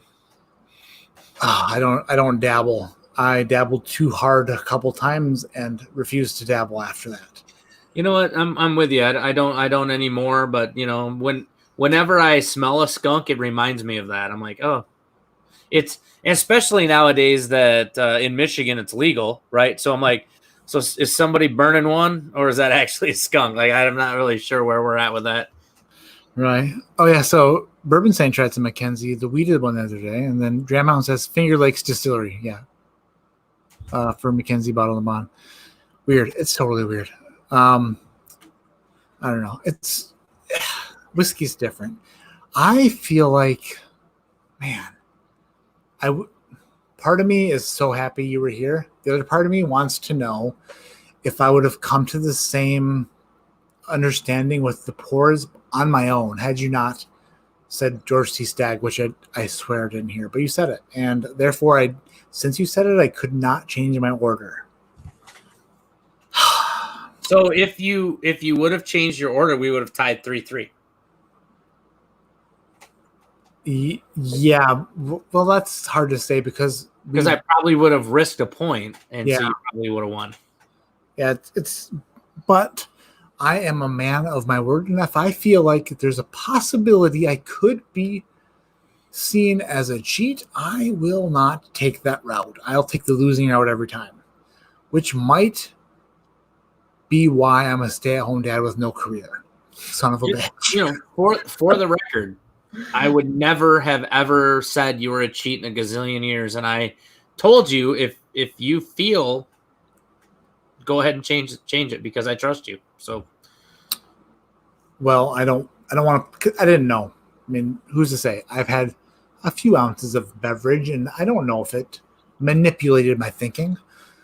I also don't know if I will be forgiven for live streaming for 3 hours, so I should probably go to bed so that my wife can go to bed because she's probably still awake, worrying that I'm going to be sleep screaming tonight, which I won't. No, you're in good shape. Love you, Carissa. Fireworks, 1 o'clock in the morning. Let's start them now. Jerks. But it's the 4th of July, so let's do it. Yep. Thanks, everybody, for coming in here. Michael, thank you so much for fucking doing this. You hung out for 3 hours. If you're not subscribed to Michael Cline, do it now or we're not friends. And that's the truth because Stone Cold said so. My name is Matt. This is ADHD Whiskey. And like I always say, keep your head in the clouds, but your mind on being nice to your friends and not mean because you'll regret it in the morning. See you next time. Guys. Good night.